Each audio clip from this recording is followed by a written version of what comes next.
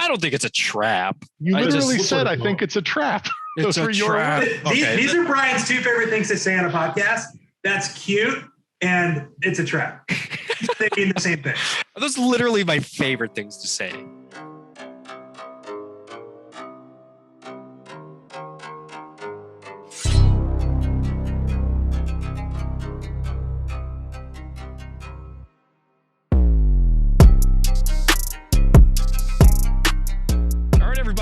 Welcome to episode 10 of the GDFC podcast. We're here today with our fabricator general, Nick Powell himself, who's running the GDFC Forge World. What do you got printing right now? Oh, right now I'm just printing brand recognition. I love it. Brand. This is for you. You know what they say? You got to tell them 3 times for something to stick. You got it in the background, you got it in the head, and the shirt. 3, baby. I love it. Basement.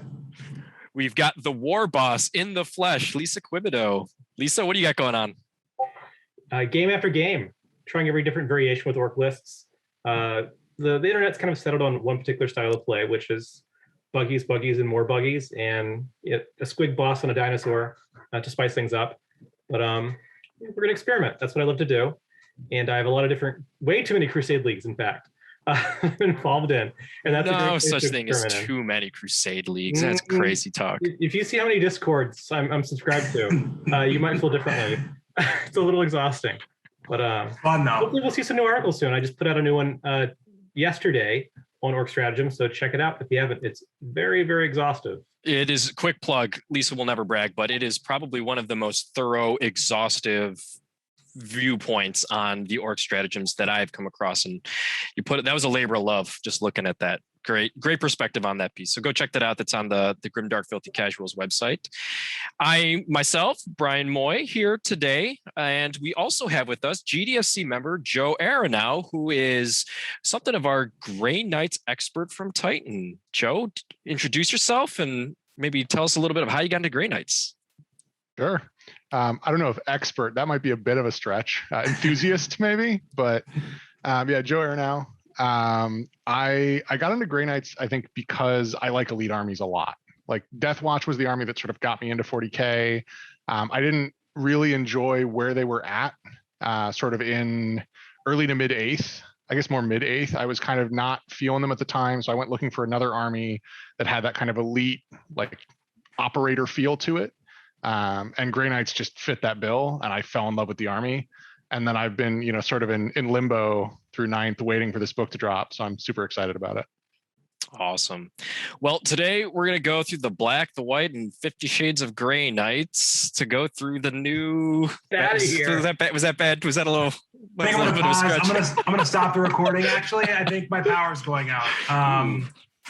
We have to. You can't do that. He has 4 kids, guys. Give him the dad joke leeway. It'll be fine. Fair enough. It's all in the delivery is what it is. But yes, we're here to talk about our takes on the Grey Knights in the new book. We're not going to go through everything exhaustively. That's not how we typically do things, but we would definitely love to give our perspective on it. For those who are longtime Grey Knights players, this book definitely changes things up a bit. There's a lot of good things in here. There's a lot of different things in here. There's a lot of reasons to be salty if you compare yourself to Thousand Suns or other Space Marine equivalents. So we're not going to do that, but we're going to look at our book holistically. Yeah, go away with that. We don't want any of that here. We're going to look at the Grey Knights. So Joe, as you look through the brand new Codex, what is your process for analyzing the new rules and really digesting everything? I think I started where everybody did, which was read the rules and mentally compare them to the old rules, which, like you said, is not the right way to do it, but that's sort of just the natural way to do it. And there's some obvious, and we'll talk about some of the obvious things that have changed, because there has been a lot of really fundamental stuff that's changed. But did a little bit of mental theory crafting, but the big thing is just playing games. So I've played 5 games in the last week with friends who are thankfully willing to let me test out this new army and play very slow games where I'm trying to remember all the changes to the psychic powers. Oh my gosh, yes. And really try to narrow it out. I've played a different list every game, like slight modifications to really feel out, okay, what works, what doesn't, what works on paper, but in practice, not so much. And what maybe doesn't look that great on paper, but actually can be really effective on the table. Servitors. So overall, 5 games in, what are your thoughts? I think there's a lot of interesting stuff in this book. I think there's a lot of powerful stuff in this book, and there are some really fun bits to it. Some of the new powers are cool. The kind of way that I like the way that powers work more than I did in 8th, honestly. But I also I struggle with how it all comes together, and that's one of the reasons I've been playing all these games, is trying to figure out, okay, you know, with some of the changes that have happened since 8th, like how do you need to change the way you think about the army? And I think the biggest thing for me is like not trying to treat them as a psychic army in the sense that psychic is their offense, because that's never really been, like, at least for the last few editions, like that's not really their identity. It's psychic is a buff factory for them, and I think that's still very much the case. So if you're going into it looking to put out a ton of mortal wounds in the psychic phase, you can do some of that, but really it's about like making the army more flexible so you can get in and do what they're really good at, which is combat. Absolutely. And I actually really like that as a theme. It feels fluffy to me. I see the direction. I see what GW was aiming for when they started to design the Grey Knights book. And I will say that a lot of the good things about this book revolve around Grey Knights in combat. I will say that on the counter side of that, it just doesn't feel like it all came together quite the way that it was meant to. For a combat army, we definitely have some difficulties getting into combat. You know, I think we've only got one real way to influence the charge roll, really. But before we get into that, is there anything that this book has you excited about? What are you most excited about with this book? So I don't want to get too into this because I think we'll talk about it a little more when we get into details on the Brotherhoods, but I really like the ability as sword bearers to pick a unit and just dunk on it, like just erase it from the fabric of reality. It's not like the meta choice, I don't think, but it's really fun.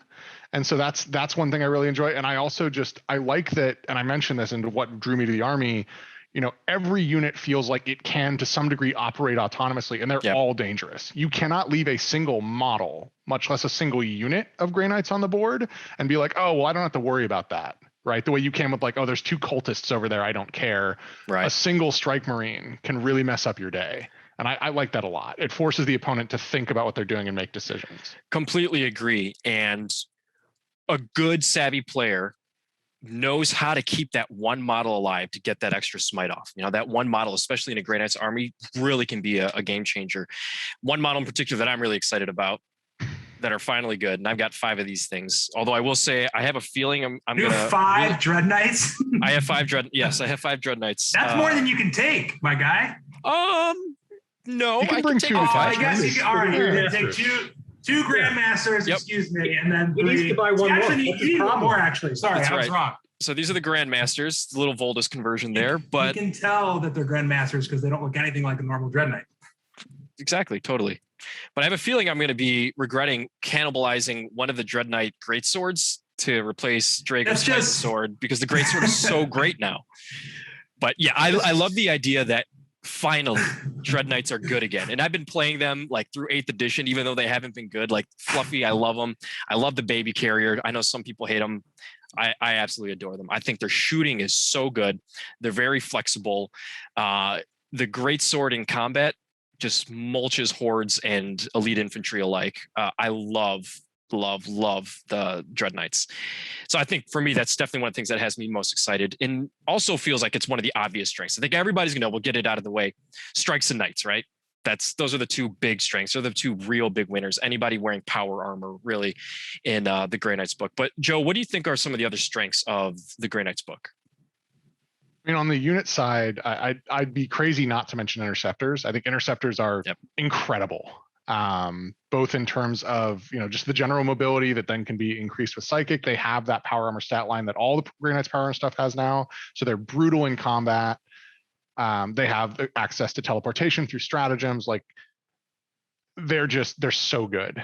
And then, as you said, strikes, Dread Knights. I'm also very excited. As you know, I'm also someone who played Dread Knights when they were bad because I love them. So I'm very excited. We're all being rewarded now. Nasty now.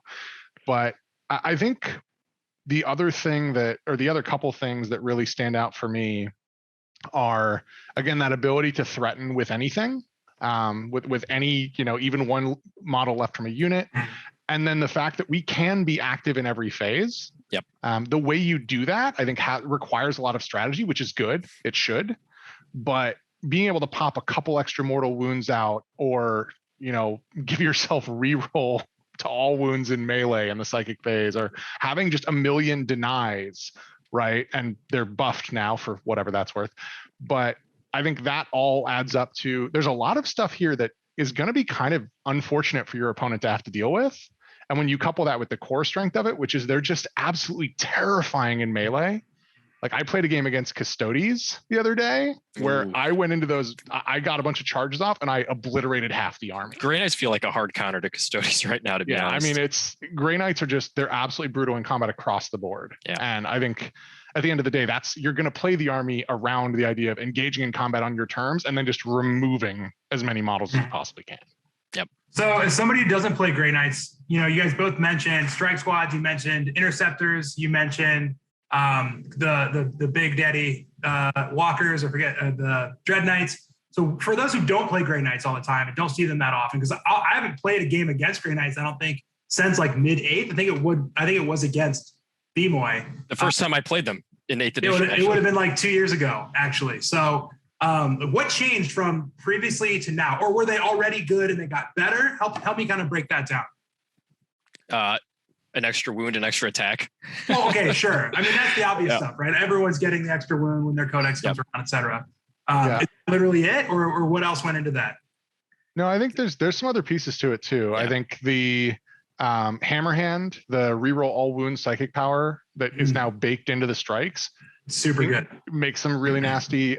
All of the melee weapons, all the Nemesis weapons, which are like the iconic Grey Knight melee weapons, are flat damage 2, where they used to be D3, which I know people go back and forth on this because in a meta where there's a decent amount of -1, right? If you're up against Death Guard, or you're up against a Dreadnought or something that has -1 damage, D3 can in theory be better, but 95% of the time I'll take flat 2, and less rolling is always nice. And less rolling is always good. You have other tools to handle that stuff too, right? You shouldn't be hitting mind bullets, Redemptor or or Magnus or anything like that with falchions, right? You should be hitting them with something else, preferably at range, right? Or you get a Dread Knight in there with his big sword and you chop him to pieces, right? Like it's different tools for a different job, right? I think there's a tendency across the competitive landscape for a lot of players to make silly comparisons like that.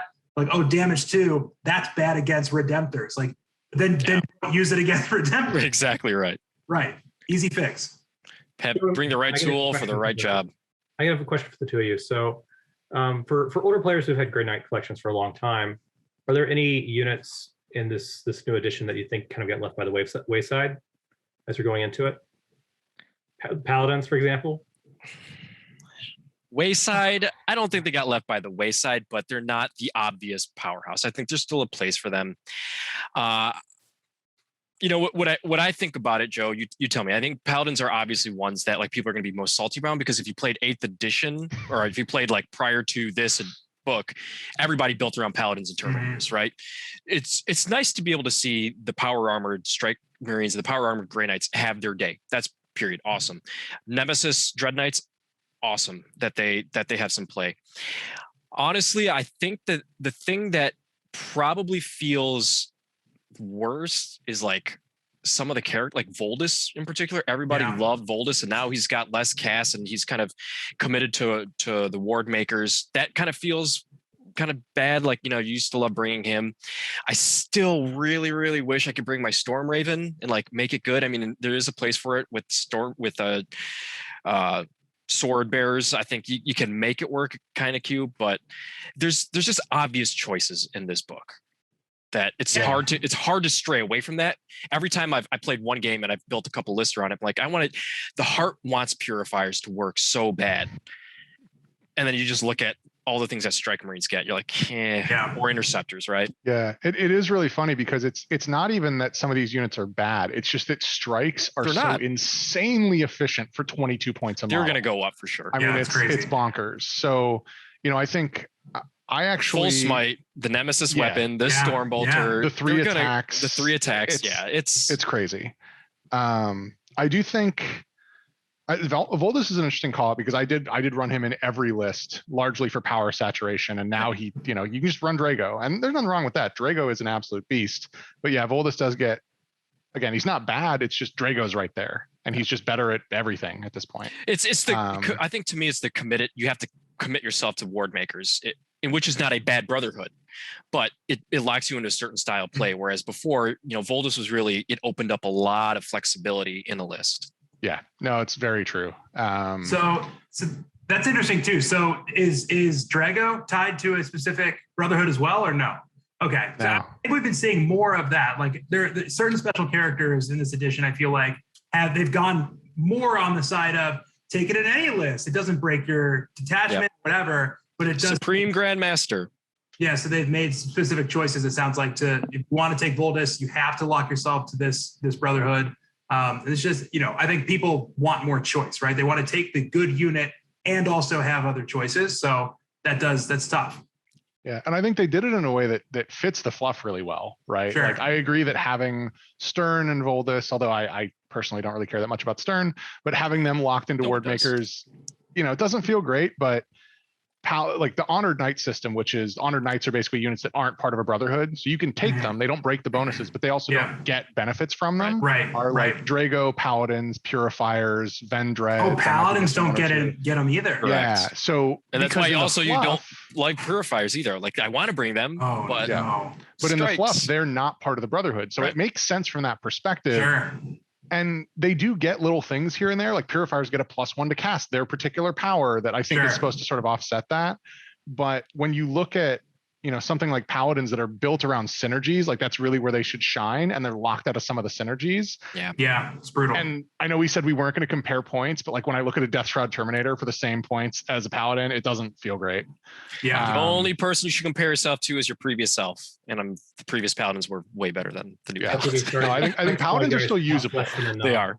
Which hits on 5s. So don't even get me in the math, boys. So are you guys mad at Paladins? Or are you guys mad at Astral Aim? Let's really dig deep. The changes. Astral Aim was brutal in 8th. I'm glad it changed. I'm glad it's it's a good change. It's a good change for the game. I don't like it. I used to love just shooting from behind a wall, like with impunity. But no, I do believe it is a good change. Much in 9th with new terrain layouts. Exactly right. Yeah, exactly right. Yeah. It's just like, so we'll talk about this more later on, I'm sure. But the changes to like charge mechanics, where you see less bonuses to make that charge, like that was a huge issue in the Orc book, where almost every single benefit they had to making the charge is gone. So you're seeing less of it now with Grey Knights, because those charge bonuses, you're going to take that every single time in anything in 9th edition, because the board is smaller, the terrain is the way it is. So it has to go. It's just how it is. Yeah. Well, what's interesting for Grey Knights is they didn't really have a lot of that in 8th. Like there weren't a lot of ways to improve your charges. There was the reroll aura, which is now a +1 aura, which is one of the warlord traits. Or not even an aura, it's changed a little bit in how it works, and we may talk about it later. But yeah, I think deep down, I really wanted Grey Knights to be able to get more into melee more consistently. Like that's the one big thing I wanted from this book, and I didn't get it. But also in my heart of hearts, I acknowledge that it would be horrific if they did get it, because once they get into melee, they'll mulch pretty much anything. Even like the Dreadnoughts, a reroll for one of the brotherhoods would have been cool. But again, you mix that reroll with the relic that gives everybody else a +1 if you make it. Then it's got that cascading effect, right? And there is a brotherhood that has a psychic power to let you reroll charges. Like that option is there, so but there's a trade-off you have to make, right, by picking that brotherhood. Yeah, you can't take Voldus, so what do you do? All right, so Lisa, does that answer your question for some of the older players? Joe, was there a unit in particular that you feel maybe got left by the wayside? Terminators. Really? Terminators are in, yes. So I transitioned in kind of the very end of 8th and really into early 9th into pretty much pure Terminators. Like I did a couple Crusades in early 9th where I ran nothing but Terminators. I love that aesthetic and I love that style for Grey Knights. Grey Knights Terminators are really cool looking. They might be the most iconic unit. Yep. Like I want to be able to take an army that's all Terminators. A bunch of the characters are Terminators. I know why they're pointed the way they are. It's because they looked at, Space Marine Terminators and went, well, they can't be cheaper. They're Psychers, they have OBSEC, they have to be more expensive than that, but they don't have a lot of the synergies. They don't have a lot of the things you can do to add value to them. So realistically, I think to be viable with how crazy Strike Marines are, they have to be cheaper they have to be, at the very most the same as a standard Terminator in a Space Marine list. And they're just not there. So you can't justify them very easily. If you're playing, narrative games, you're playing casual games, take them. They're great. They're cool. They're not a bad unit. They're just, compared to the other things you can get for the points, a really hard sell for me. I don't disagree with that, but I do think, we'll probably talk about this later, that there is a play with preservers in Terminators. I think you can make it work if you give them that 5+ feel, no pain, the 3 wounds, a big block of 10, right? I think you can do a little bit of board control and sort of like a durability play with them. So I don't think they're completely unplayable, but I agree that they've lost the Terminator. Anybody in Terminator armor, Paladins, Terminators in the Grey Knights book compared to 8th edition definitely feel a little bit lackluster, right? I used to love just side-bolting up a squad of Paladins and just deleting things off the board. You just can't quite do that anymore. Well, and to your point too, B-Moy, like even if the viable play is, hey, it's a brick of 10 Terminators and it's in the middle and it doesn't go anywhere all game, like that's a viable competitive play. It doesn't feel fun to do that. No, it doesn't. And it's over 400 points of your list. There's a lot of armies that do that. Like my Scarab Terminators do that. But just sitting them there and being like, you can't interact with me, or you can waste your time trying to, like, that's not that fun. That's not what you want to do with the Terminator, right? So definitely feels like, they're not quite what they once were. Right. All right. So what do we feel are some of the shortcomings? Let's touch on this quickly, Joe. We don't want to get too salty because I think there's a lot to be excited about. And while there's been a lot of salt and some moaning on the interwebs about this book, I do think there's a lot that we want to talk about, like how can it be used? But what do we feel like some of the shortcomings, maybe weaknesses within this book itself? Anything in particular come to mind for you there?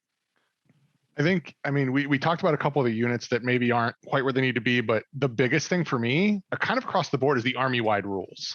Like the army-wide rules just feel odd.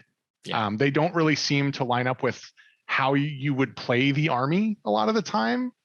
And it just feels like there's something missing there in terms of how the army-wide rules really tie into the identity of the army on the tabletop for me. And obviously that losing the +1 to cast hurts, right? Especially with the warp charge of some of the powers going up. That's what makes no sense to me. If you kept it the same, maybe it wouldn't be so bad. Or if you just give us a Sanctity Shard with still the +1, just like one extra way to get a +1 to cast. That would have been great, but no. Yeah, no, Gate of Infinity going from 83% odds of going off unaided to 58% when it's like a power you kind of have to build your turn around. You need to go off or something's going to be out of position. Like that hurts. Right. And so I think that's probably the biggest thing for me is just like the army-wide rules just don't quite feel like they make sense. But some of the data sheets are so good that, it sort of balances out. And that's the biggest thing for me. I think much like bonuses, they saw abilities like that where you have the bonuses to cast, where we're weighing so strong in 8th edition, and now in 9th edition you see being stripped out of books more and more. So again, with the orc comparison, we've also lost our bonuses to cast, which made the jump, instead of rolling it on a 7, you're rolling on like a 5 or a 3, but no more, because those kind of powers are super highly rated. That over there too. Yeah, the plus. Well, that's the thing. They got it. Out of all the books. Except every unit in this book has it. Must be nice. Mm-hmm. Yeah. It's fine. It's fine. Same thing though. Powers. A lot of powers went up. It's fine. It'll bounce out. Sorry to interrupt. One thing I wanted to talk about, Joe. I didn't get to make this point on the strengths. I think one of the strengths in this book is our movement. Even though we've lost like the ability to just spam Gate of Infinity, that's going to go off, and the Interceptor Shunt in native to like the ability in of itself. There's a lot of really cool like redeploy type of abilities to like put your units back into reserves if you wanted to. Teleport Strike being a little bit more widespread throughout the army is pretty interesting. Shunting is still interesting. I think that is definitely one of the strengths that we have, is that we can be in any part of the board that we really want to be if you plan around that way, which I think that's going to be something that's going to take players a little time to get used to, both in playing the army as well as playing against the army, right? Like you're not going to be wanting to shoot at a Grey Knight, the Grandmaster Nemesis Dreadnought that's just sitting out in the open, obvious to just teleport somewhere else, right?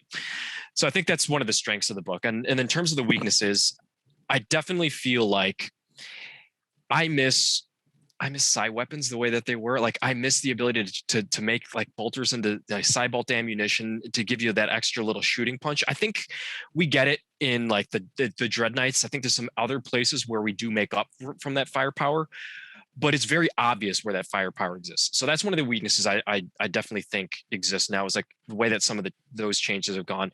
And then we've mentioned the lack of the +1 to cast, so that now there's multiple failure points. So a good Grey Knights player is going to build in not just the redundancy, but battle plans that aren't just reliant on a psychic power or just a stratagem, because our CP resource management is going to be vital. It's also going to be around auras and some of these other like innate abilities. So the more that you can distribute like your powers and the way that you have these options available to you, I think is going to make or break your ability to play this army effectively.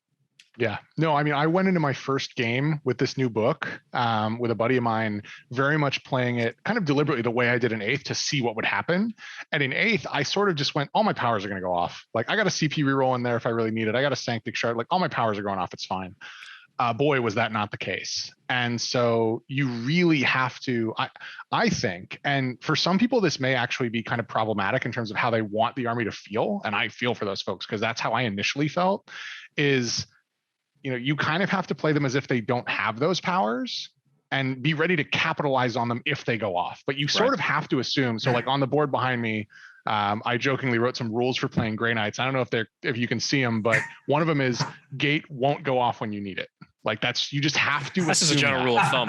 Yeah, like you have to assume that, because if it does, great, you're in a position to capitalize on it. That's awesome. If it doesn't and you're horribly out of position, Grey Knights are very strong offensively, but we don't stand up to much concentrated fire. Like we don't have a lot of defensive options other than, invulns in certain spots. So you have to be ready for those powers to fail, and you have to have a backup plan at the very least for what you're going to do if they do fail. I mean, talk about army-wide changes: Armored Resilience, Sanctuary, Transhuman costing 3 CP. So yes, we definitely lost a lot of the durability that we may have had access to in the past. Do we talk about specifically what's changed with the Aegis? I don't think we did. I sort of don't like to think about it too much. I know, right? I mean, the kind of core army-wide Grey Knights rule, the Aegis, is now 5-up, feel no pain against mortal wounds, which is situationally useful. And there are more mortal wounds. Like it's not like the Custodes feel no pain. That's only psychic phase. This is just 5-up across the board. So exploding vehicles, that kind of stuff. Yeah. Exploding vehicles. There's a lot of stuff out there that can do mortal wounds on, kind of similar to how snipers used to. Like that's much more prevalent now. Yep. There's a lot of mortal wounds. Contemptors of Volkite. I mean, Yeah, so that's I will say Magnus. my rolls on those 5-ups have not been promising so far, but that's my problem and not the game's. It's going to come around. Yeah, but I think that is useful, right? And that's edging closer as we see more 9th codexes come out, edging closer to being universally useful as opposed to like situational and niche, which is nice.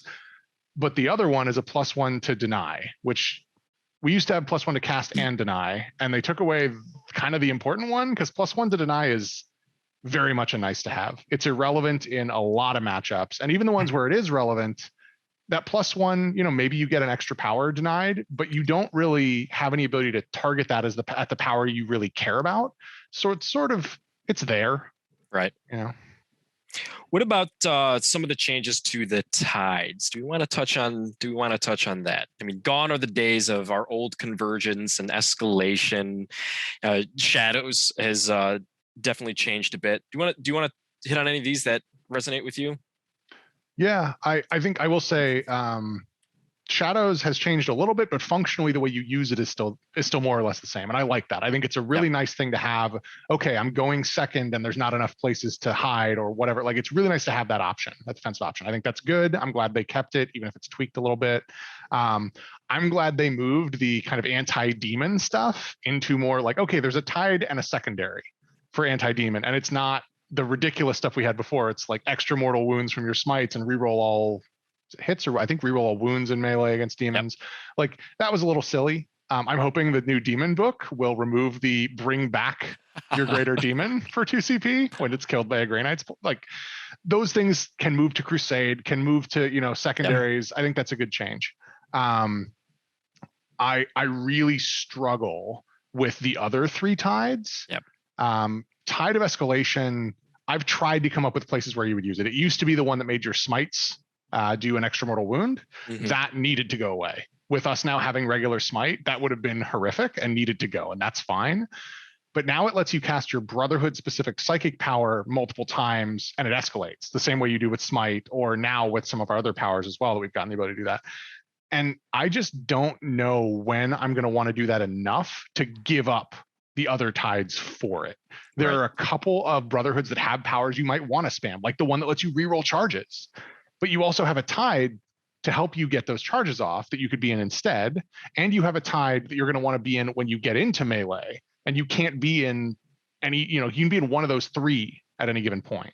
Right. And that's really the big problem for me is like the tides really feel like they're set up where there's one that you're going to use very specifically. There's one you're pretty much never going to use it's against demons. And then there's 3 that you're always going to want to use at the same time.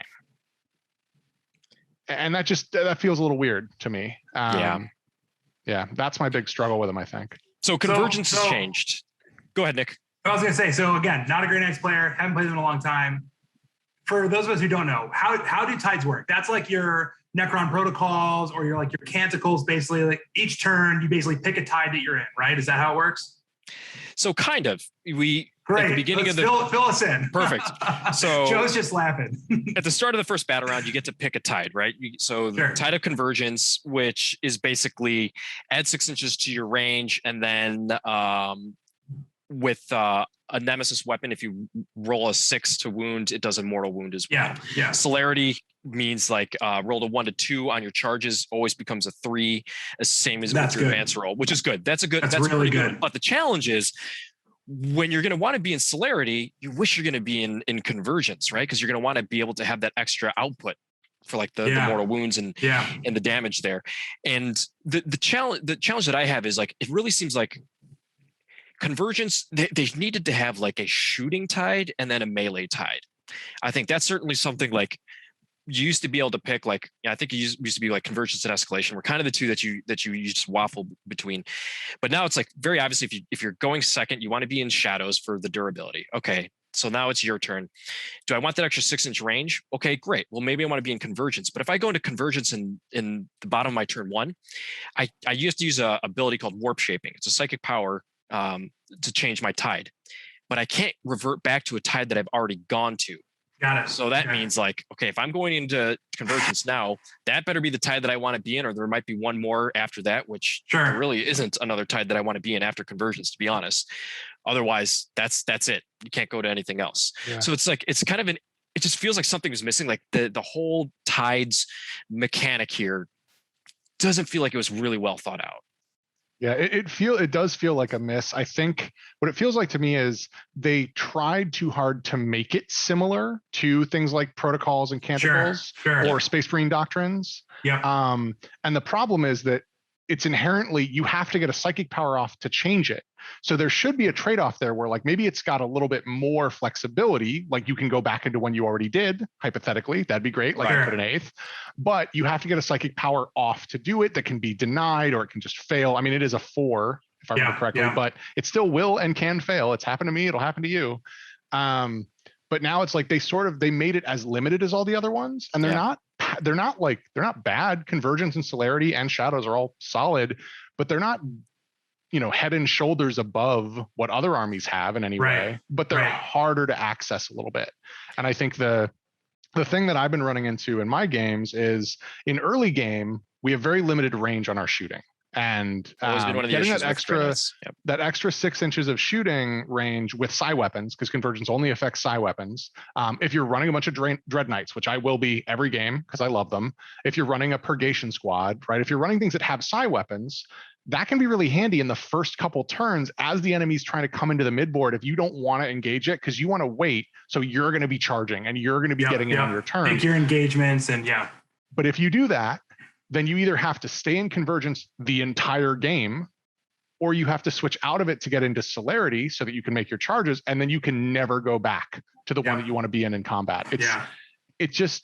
It's one of those things that is a cool system on paper that sort of just doesn't work on the tabletop. In 8th edition, we used to have Fury. Tide of Fury was our melee tide, right? Like that's rerolls some wound roll, I think, for nemesis weapons. And then Convergence was to add 1 to your strength and damage for psi weapons, which was great. That was our shooting tide. That made a lot of sense. Tide of Shadows was our defensive tide. Like it just made more sense the way that old system worked, where this one, it's like you kind of combined the shooting and the melee into one tide, which, okay, cool. And I get that we're now supposed to be this combat army, so celerity makes sense, but it felt like there's something missing for the bottom of turn 1. Yeah, okay, Shadows. Then you want something bottom of turn 1. Cool, make your charge, and then a tide, like the natural progression of the doctrines for Space Marines. It makes sense, right? Yeah. The tides just don't make sense the way the game progresses. So, gotcha. Oh well. And it definitely sounds like one of those things where it's kind of like, what were the designers thinking? Like it's almost like, hey, maybe their thought process was, oh, it's a shooting and combat one, so it's like a charge deterrent, right? But if you're giving 6-inch extra range to your weapons, the chances that your enemy is going to be able to charge you next turn is basically 0. Like that. So it definitely feels closer to Necron protocols in terms of usefulness than Canticles. Well, don't get me started on the problem of shooting and smiting your charge targets with Grey Knights, because that is a real problem. Yes, it is. Yeah, no, I mean, I think to your point about like the designers and like what were they thinking, like I get a real sense from this book, and it's something that a friend of mine pointed out, my friend Norman, who actually has a game design background, and he reads this book and he feels like there are things that are missing from it, like quite literally, in the sense that, oh, this was in the book and then they removed it, but they didn't really adapt the book to it not being there anymore. And one of the things that jumps out at me is it really feels like there was a stratagem or something at some point to let you change the tide to something that it already had been, which would completely solve this problem. Totally. Like Space Marines have something like that. Yeah, Space Marines have a be in all tides at once, right? For one unit stratagem, like something like that. I think it feels like the book was written, the tides were written with something like that existing, and then they removed it, and so now the tides are sort of a bit of a three-legged table. Yeah. You almost wonder if it's one of those things too that like might show up in Octarius book 2 or something, right? And it's like this Renown has a stratagem that it can go into multiple times. Exactly what we need. Rule spread throughout multiple. Well, give it to me for the Purifier's Army of Renown, and then exactly. That's where you get your +1 to cast. That's where you get your stratagem to change tides. There you go. Yep. All right. Let's talk a little bit about the Brotherhoods, Joe. So Brotherhoods, we get Brotherhoods basically just like everyone else. Is there one that you are very fond of that you will be running, or have you tested? Nice little softball there. Thank you. Yeah, I've only been running one. I will say before I get into that like I really like the Brotherhood system. I just do want to say, like, I know there's a lot of things in this book that are potentially frustrating, but among the things that are really cool is I think Brotherhoods are really good. And as I was looking through the book in more detail, the more I look at them, actually, the more happy I am with them, because every single one has something interesting in it. Right. There are going to be some that are just better than others competitively, but there's not a single one in here that I'm like, I would never use any of the three things that this gets me. And the one that I am going to continue to, in part just from sheer stubbornness, because everyone else is going to be running different ones, I'm going to be running Sword Bearers. I love bringing, 4 Dreadnoughts. I love being able, at some point, maybe I want to make a Storm Raven work, right? Like you said earlier, yes. Like there are some cool things you can do there. And I'm a huge fan, like I said earlier, of being able to just point at something on the board, Babe Ruth style, and then just delete it. And Sword Bearers specializes that. And it's so frustrating when you take that, that Dima or, Mortarion or whatever, you just point at and go, oh, that's gone now. That's a centerpiece, a linchpin of your army that is gone now. And your strategy now has to completely change. And they're very good at that. Sword Bearers Dreadnoughts are absolutely horrifying. When you get all the buffs off. Now that's, you got to get all the buffs off, but if you do, that thing is going away.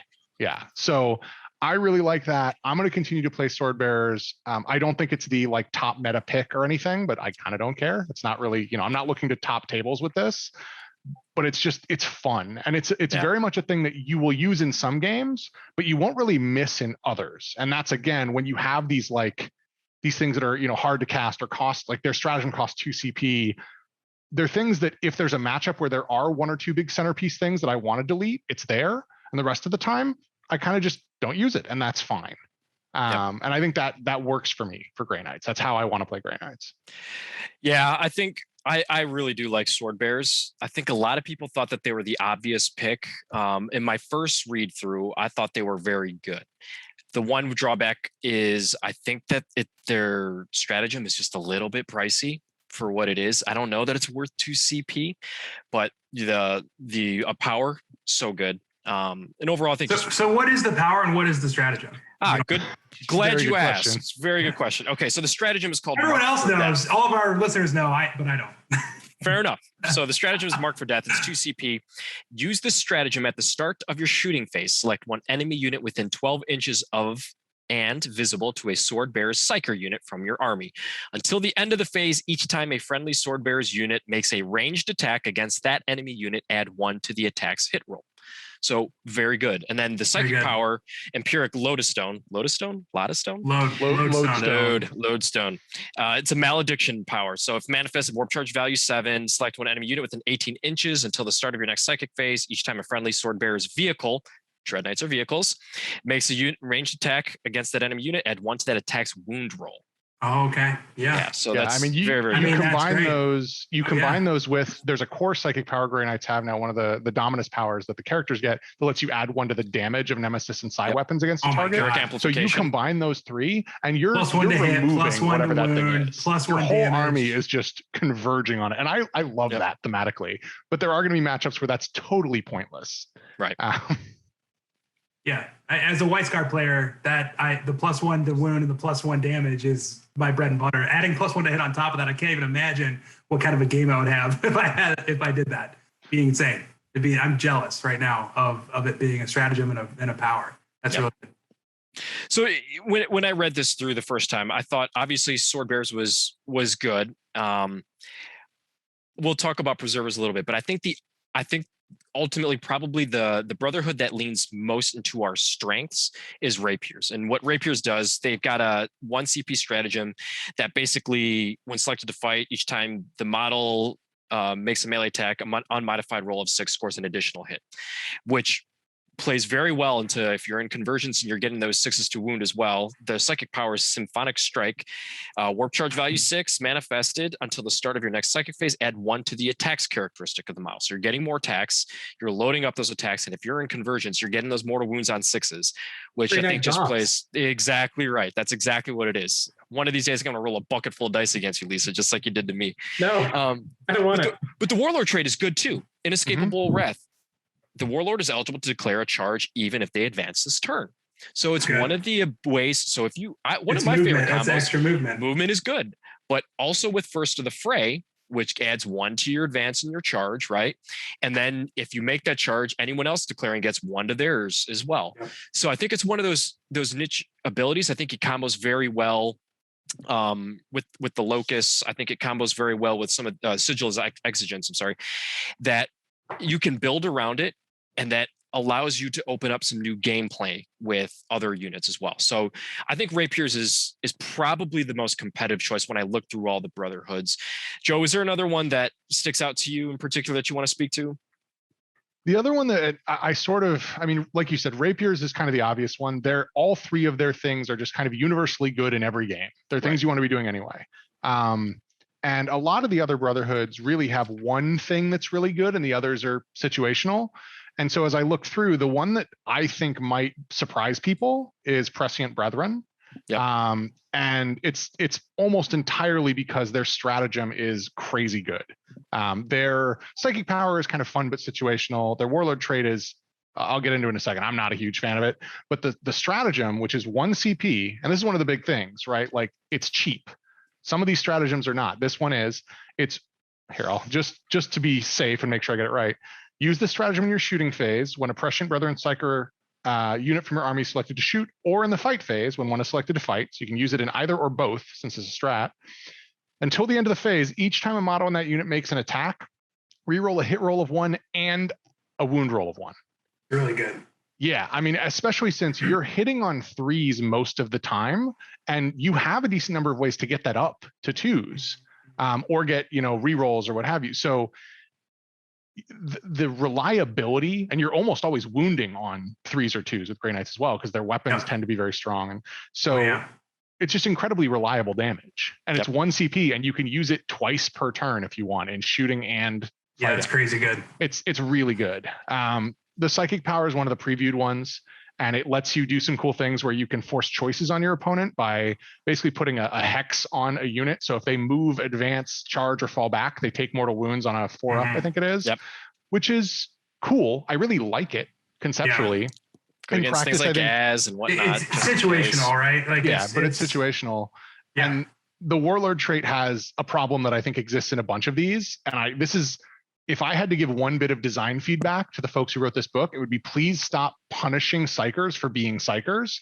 And the Warlord traits that require you to do a psychic action, and this is one of them, feel like that. It's an extra hoop that's there for no apparent reason, because you're still using a Warlord trait slot to get it.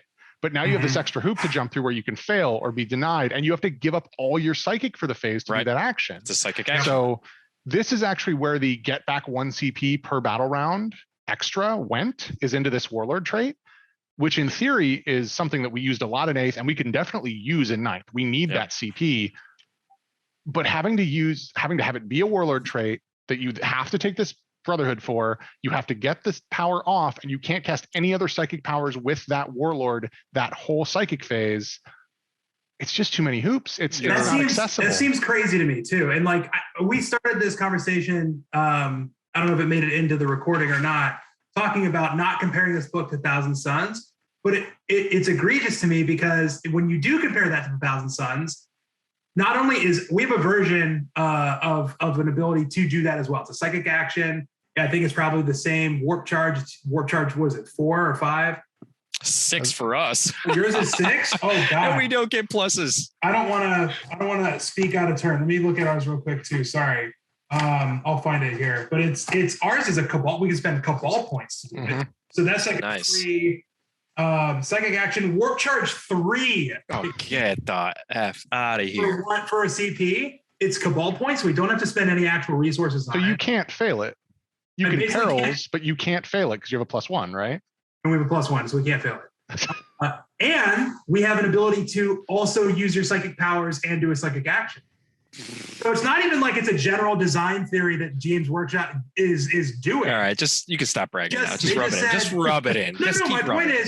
My point is that some of these choices, I think we've seen sort of, 10,000 foot view. We've seen this kind of rolling into the beginnings of 9th. And then with Drukhari and Admech back to back and some of the orc stuff, we're starting to see more of, where some of the just design choices that Games Workshop is making just seem like they're out of left field, either for the extreme negative to the competitive community or specifically players of that faction. And it's like, I don't understand where some of that stuff, and they design these books at the same time, clearly. And I don't understand where they made those decisions on how that stuff should roll out. It's crazy. Hear ya. We'll just leave it at that. We hear ya. I mean, I think every Sorry, Grey Knights player. Not to be negative, but that's as a non-Grey Knights player, that's bonkers to me. But I mean, Joe. Frankly, it's just better to ally in an Inquisitor just to get the other Warlord trait to roll a 5+, right? When your opponent uses a stratagem, that's better than this. Yeah, absolutely. Yeah. Well, and one of the things it's actually, because you bring up like bringing an Inquisitor, but even if you're going outside Grey Knights, the tides are and the army-wide rules are sort of semi-skippable enough that actually this is one army where I could see souping being viable if you had another faction that was soup friendly, that you could also afford to give up their rules. You can bring in, I think you can bring in an Inquisitor. Yeah, but I'm saying you could even bring in like Custodes or something. And like, you're not going to miss the rules that much. Right. Which is interesting. So it really depends on how many other armies, like how many other Imperium armies also have rules that you're willing to give up. There might be some interesting soup plays with Grey Knights, sort of for all the wrong reasons, but it's an interesting design space to play with. For sure. Somebody will come up with something, I'm sure. Yeah. All right. So we've talked about a couple of the Brotherhoods. I think it's worth mentioning Ward Makers, the Malediction, I think is super cool. You had can some remove thoughts. aura abilities. You had some interesting thoughts on preservers, right? Yes.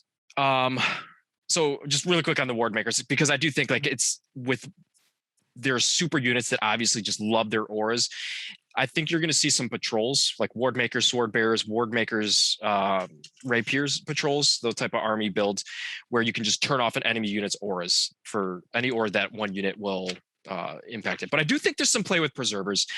In particular, the blessing, right? So basically with an apothecary, you can get a 5+ feel no pain. And so this applies to anything that's basically within that aura range. So let me just read it real quick. Orchard Value 6, if manifested until the start of your next psychic phase, each time a model in the Psyker's unit would lose a wound, roll 1d6.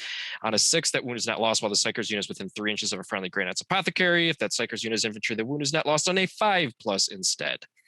So there's ways to increase the aura range. And I think there's a way that you can build around an apothecary to create a very durable presence in the center of the board. Is that the sexy play for Terminators? No, but I do think it's a viable play for them. I think there's definitely some ability there to, to keep those Terminators alive and kicking now that they're 3 wounds. So that's all that I'm saying. I will probably try to come up with some sort of build that revolves around that just to play test it, but we'll see how that goes. The apothecary too is pretty big beat stick from what I understand too. So he's got some decent counter assault potential. He's got what, 5 attacks for no reason? Yeah, 5 attacks. They're not as nasty as they were in 8th. Our librarians and apothecaries were 2 up weapon skill in 8th, which was silly. So they have gone to a more normal stat line in that sense that they're now 3 up ballistic and weapon skill. But yeah, I mean they've got 5 attacks. They're and you can take your apothecary can take a hammer for no reason, which my White Scars are super jealous of. Even the basic nemesis weapons, right? Like all the Grey Knights melee weapons are dangerous. Yep. So our characters are very scary in melee for sure. Which is although nice. I will say the lack of the 2 weapon skill on the apothecary, that just that's another one of those like, really, was that egregious that we had to lose that too? It was kind of silly that it was there. Like I loved it, don't get me wrong, but I also it's a freaking apothecary. Do you know the dexterity that they need to have with their tools? That's true. As a surgeon, that's very true. Anyway, okay. Wisdoms of the prognosticars, right? So the pregame sort of you pay for these upgrades. Anything that really sticks out to you, Joe, on those? I think the kind of obvious, far and away, at least in my opinion, best one is Foretelling of Locust, which is redeploy 3 core units. Won't leave home without it. Originally, people were kind of on the fence about like, does this, because as it's written, it's right after you finish deploying, I think it was. So it would be before you know who goes first. But because of some of the other FAQs that have come out around similar abilities, it's actually, at least currently, the general consensus seems to be you do this after you know who's going first, which makes it crazy good. Yes. There are other abilities like this, right? I think I want to say that Drukhari have one. And there are a couple others as well. Also have and they're just great, right? And one of the really nice things about this is Dreadnoughts are core, which it's juicy when you redeploy a Dreadnought into a position that somebody thought they had sort of locked you out of, because Grey Knights don't have a ton of units on the board usually, so you're done deploying pretty quickly, and then your opponent's like, oh cool, now you left this corner uncovered and I can now start pushing to that side of the board. No, here's 2 Dreadnoughts and a strike squad who are going to say, no, you can't. And that's incredibly good. You can use it to pull units from teleport strike down onto the board. If you decide you put too much stuff in teleport strike, because there's nothing saying you have to target a unit on the board. Like it's incredibly flexible. Well, I'm not convinced that last part is intentional. It may get FAQ'd, but it's great while it's here. There's stuff in the game. I've written articles on this before, like in early 9th. Like there's stuff in this game that has that seemingly has that exact same intention in other factions. So ride with it. They've had their chance to FAQ it. They haven't. Go with it. The other thing, you can pull more things into reserve more than what you originally had. That I think is also very interesting, right? Especially if you're playing on Planet Bowling Ball where you just can't hide that much stuff. Maybe you can hide 2 rhinos, right? And maybe 1 Dreadnought. Well, if there's not space, put them into reserve. So the specific verbiage around that says if the mission uses the strategic reserves rules, any of those units can be placed into strategic reserves without having to spend any additional CPs, regardless of how many units are already in strategic reserves, which is fantastic for us. My favorite thing about that, which I think is hilarious, is it gets you pretty close to being able to null deploy with 100%. Yep, you absolutely can. Like I've got in the list I've been playing, I've got 14 to 15 units total. on the board, and I'm putting 7 of them in teleport strike most of the time. Not necessarily, but in most matchups, and then pulling down a couple if I need them, or chucking 3 into strategic reserves and starting the game with like 4 units on the board. So it's, Drago, a librarian, a strike squad, and some servitors or whatever. Like it's, you guys get drop able to do pods? much to me. No. No, I mean, that's what we get teleport strike instead. Oh yeah. Everything can teleport for the most part. Oh yeah. No, sure. foretelling is just, it's an auto take in my opinion. And I don't use that term lightly, but I'll never leave home without it. For 30 points to be able to do that every game, 100%. because it is one of the big things with these wisdoms that I really like is I think for the most part they're good and they're costed pretty appropriately with maybe 1 or 2 exceptions. Yeah. But most of them are once per game things. So they're limited usefulness, but they're balanced pretty well around that. This one is once per game, but there's only 1 time per game you would ever need to do this. Exactly right. So it just makes it so good. And it's something that you would want to use every game anyway. You could use it to your advantage every single game. Whether you want to deploy more aggressively, you need to be more conservative. There's a lot of mind games that you can play with that one for 30 points. Yeah. Omen of Incursion. Everyone who knows me knows that I love those types of like forewarned, Auspex scan types abilities where you can bait opponents into certain corners and you can trap them. And I do think that Dreadnoughts, especially buff Dreadnoughts, make a great unit that can be able to use this, but for 30 points it does seem a bit steep for a once a game ability. Don't know that that's something that I'm willing to invest in. I think a Noble Death is a very good one that's at least worth considering for sure. Any of the gifts, I mean, I think the obvious ones are the Servant of the Throne and the Gem.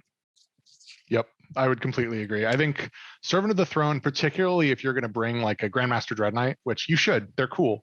But if you do, being able to give it a 3-up, it's 20 points. And you can, once per game, when it's targeted for an attack, give it a 3-up invuln for the rest of the turn, not the rest of the phase. So that's really good. It's really, really good. And it's one of the only 2 ways left that we have to get a 3-up invuln, which is fine. 3-up invulns are bad for game balance, and I will happily say that all day long. I know the Custodes player over here is cringing a little bit, but I still miss my Sanctuary 3+ Grandmaster Dreadnought all day, every day. Yeah, but like Drago has a 3-up invuln natively, which he should. He's Drago, and you now have a way to give 1 character a 3-up for 1 turn, and I think that's a really good balanced way to like keep that without making it annoying to play against. Especially if you're putting him out to bait fire and then you're going to teleport him around to somewhere maybe he's a little exposed. Okay, cool. Slap the 3-up on him. He's probably surviving that turn okay, and then he's charging in. You got your Deep Striker. Like it works really well with how you want to use the unit. And then for the Gem, I actually have moved away from taking it, not because it's not good, but because I only have so many characters. In fact, 3, because I'm running a battalion, and Drago can't take these. Yep. So I only have 2 slots. But the Gem is definitely like the first runner-up for me, because it's one of the very few ways we have to improve our chances to get those critical casts off. My advice to everybody is put it on a librarian or maybe a Grandmaster, Dreadnought or regular flavor, whichever you're taking, because you get it for all casts of Dominus powers, which are the character-only powers, for a phase once per game. And so the more powers that character can cast that phase, the more value you get out of it. If you put it on somebody who has 1 cast, you can use a stratagem to make that limited. 2, but you're not getting, if you put it on a librarian, you're getting 2, maybe 3 casts if you use the stratagem that are all buffed. And that's, that 1 turn that you really need to get Gate of Infinity and Empiric Amplification and whatever off, that are all Warp Charge 7. Great. Now they're Warp Charge 5 effectively, and you can cast all of them. So I think that one's really, really valuable. And it's only 15 points. Yeah, it's definitely worth taking. Okay, so we've gone through a lot already. I think stratagems are probably something that we should be touching on. Maybe some relics, changes to some powers. Let's do the stratagems first. I think the obvious psychic channeling is going to be one that we are probably using almost every single turn for that gate, for empiric amplification, for something that just needs to go off, right? Exemplar of the Silver Host is always a good one, right? Being able to stack some of those warlord traits is going to be key. And that is one of the cool things about this book, right? Like we can make like super buffed Grandmasters and Nemesis Dreadnoughts, which who hasn't wanted that? Any other of the stratagems that really you think are like top tier that we should be speaking about? I think the one that is the only one in the book that I look at and go like, this might be a little too good, is Fight on the Move. For 1 CP. Which is 1 CP to teleport a unit that has a personal teleporter, has a teleporter keyword. Now, that's costed appropriately if you're doing it with interceptors, which are the unit that has teleporters by default. But for 10 points, you can and should do this for all of them. Give your Dreadnoughts a teleporter. It doesn't actually get, like, they can teleport natively now. They can deep strike natively now. So all that 10 points does is it gives them access to 2 abilities, one of which is this one. 2 stratagems, one of which is this one. And it lets you fall back, shoot, and charge for 1 CP, which with a 5-man squad of interceptors is good. With a 10-man squad of interceptors or a Dreadnought is absolutely horrifying. So it's really good. The fight priority because the charge. Yeah, it's incredibly valuable. It also, if somebody's trying to lock you in, right? Or you have, let's say, a first to the fray warlord, like a Dreadnought warlord, who wants to go and engage somewhere else so that you can improve some charges against that. You can fall back and then charge something else because he's got a 9-inch move. I mean, you've got some movement to play with. So that one's really good. I will say it's also, this is probably the number one thing I think people are going to get wrong. And if you're playing against Grey Knights, people will accidentally cheat. So you do have to watch out if you're playing against Grey Knights, because in 8th, you could fall back and cast Psychic Powers. You can't do that in 9th. And when you fall back, you're falling back, shooting and charging with a unit. It's sort of automatic that you're also going to try to Psychic with them, but you can't. And so you got to remember, like, it doesn't let you cast Psychic Powers. So you do still have a trade-off there that you have to make. Is there anything in the book that does allow you to fall back and still cast? No. Psychic actions, Psychic Powers, can't do them if you fell back. Psychic actions can be done if you advanced, which is nice because they're just powers, unlike regular actions. For sure. But no. Teleport Shunt has been moved to a stratagem instead of an innate ability, but it now applies to anybody with the Teleport Strike ability, correct? So that's kind of cool. No, it applies to the Teleporter keyword. So that's the other one that's unlocked with Interceptors or the 10 points on the Dreadnought. It's good.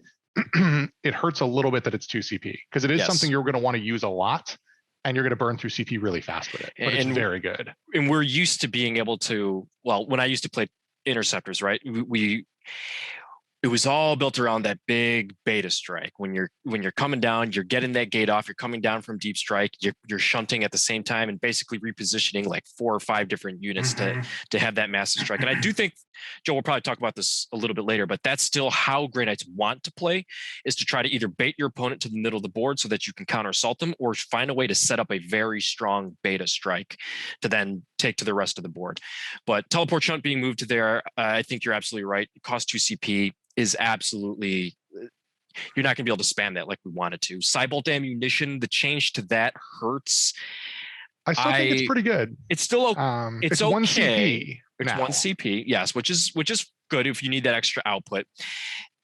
I just, I built around Edict Imperator and having 2 rounds of like 80 Cybolts coming at you at strength 6, AP minus 1 or 2 damage each. Through the walls. I will say though that the flip side of that, because right there were the two shooting stratagems that you used like at least one of them almost every phase in 8th with Grey Knights, and you burned almost all of your CP on like defensive stuff on your Paladin Bomb, and then Cybolt Ammunition and Psychic Onslaught, depending on what units you were taking.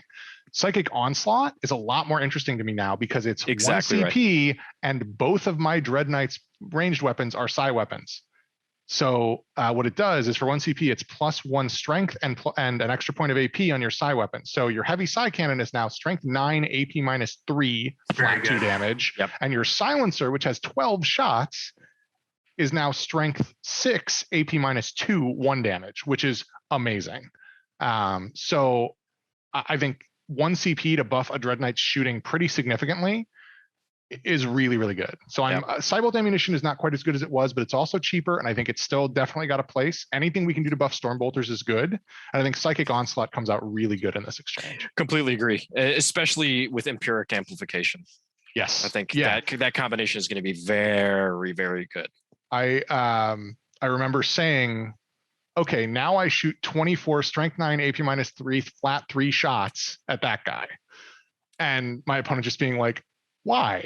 Like, what did he ever do to you? Like, what did this Telemon Dreadnought ever do to you? Well, first of all, now feel the need. Well, he existed, so yeah, exactly.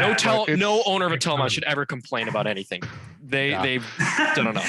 Be one with the hot takes. Tell us how you feel about Tau players.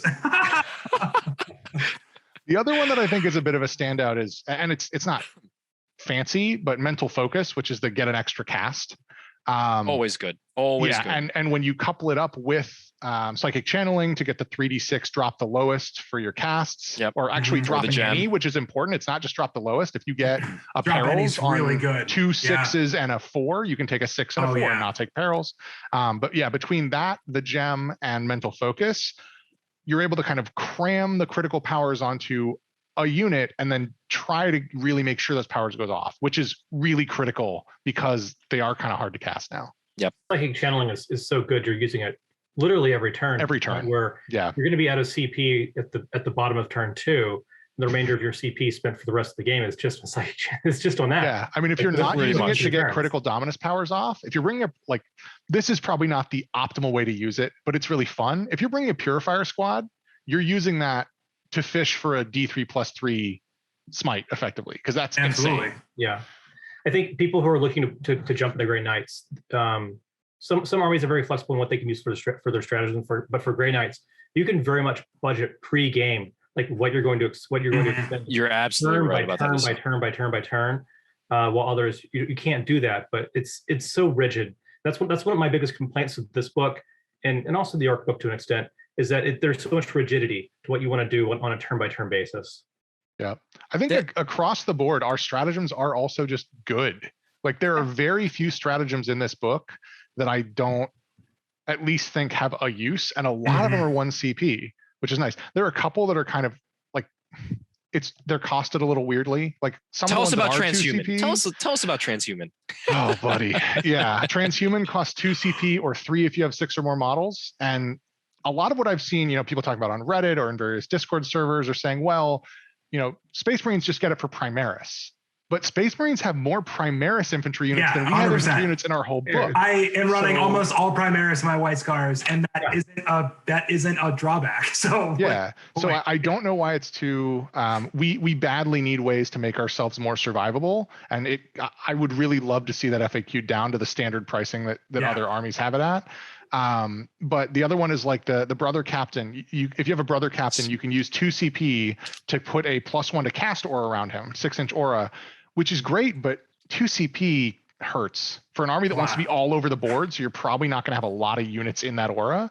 So there are a few that are costed innately for no cost every turn, right? Yeah, I would tend to agree. I get the salt on that. Like, he should just have that as a thing all the time. Yep. But overall, there are some really good stratagems in here. And I will say to that point, the psychic locust or whatever that stratagem is, that's kind of what I was thinking about when I think preservers, right? You can bring some MSU, you can bring some durability in the middle of the board, surround it with a bro cap and the apothecary to bring folks back, have that durability, and then you can actually have a pretty solid smite battery if you really wanted to. So maybe some play there. Who knows? I think what's cool, the what is it? The warding staves now, zone of warding. I think you bring that 1 CP, if I'm not mistaken, gives everybody a 5+ invulnerable save as long as they have it. So now a reason to put a stave in almost every single unit. Trying to think what else is interesting here. Talking about my preservers, I think that surgeon resurrection, I think it is, whatever you want to call it, bring models back, always good, especially Terminators and Paladins. We talked about psychic locusts. There are a lot, honestly. Like, Thunderous Stride is fun. Thunderous Stride is great. Love having do some mortal wounds when you make a charge for the Dreadnought. Like, that's super thematic. It feels great. Absolutely. And it's just like, big robot. Like, hell yeah. Like, it's just, there's a lot of that. There's a lot of these strats that are just like, I could find a use for that. But to Lisa's point, there are some that you're just going to want to use all the time. So you're probably not, you're the way that I would do it personally is budget like 2 to 3 CP for like, oh, this is fun and cool, and save the rest for like the 5 stratagems you're going to be using, like psychic channeling. Yeah. They couldn't have said better myself, which, Lisa, exactly to your point, I think that is one of my, I don't want to call it a gripe, but what I love about the Custodes book is that all the stratagems are great, but they're all tools that can be used situationally, and they're all situationally great. This book is like, you're really going to lean into like 3 or 4 of these every single turn, or you're going to want to use them like every single turn, which then reduces your ability to have those reactionary stratagems in your back pocket, which that's not the way I tend to like to play. I like to play reading the board, knowing what I want to do, and then be able to react based on decisions that my opponent makes. That's just, it feels like if we had a way to generate CP reliably, not a problem, but we don't. And if we had a way to cast more reliably, not a problem, because then I don't need to be spending 1 or 2 CP every turn on Locus or Psychic Channeling, right? So, I mean, it just feels like a couple of those minor changes could have gone a long way to making this book feel more cohesive. But as it stands, this is what we're working with, and we're going to try to make the best of it. Anything else? In the Custodian book, though, I think that's a sort of design philosophy that you should maybe even prepare yourself for.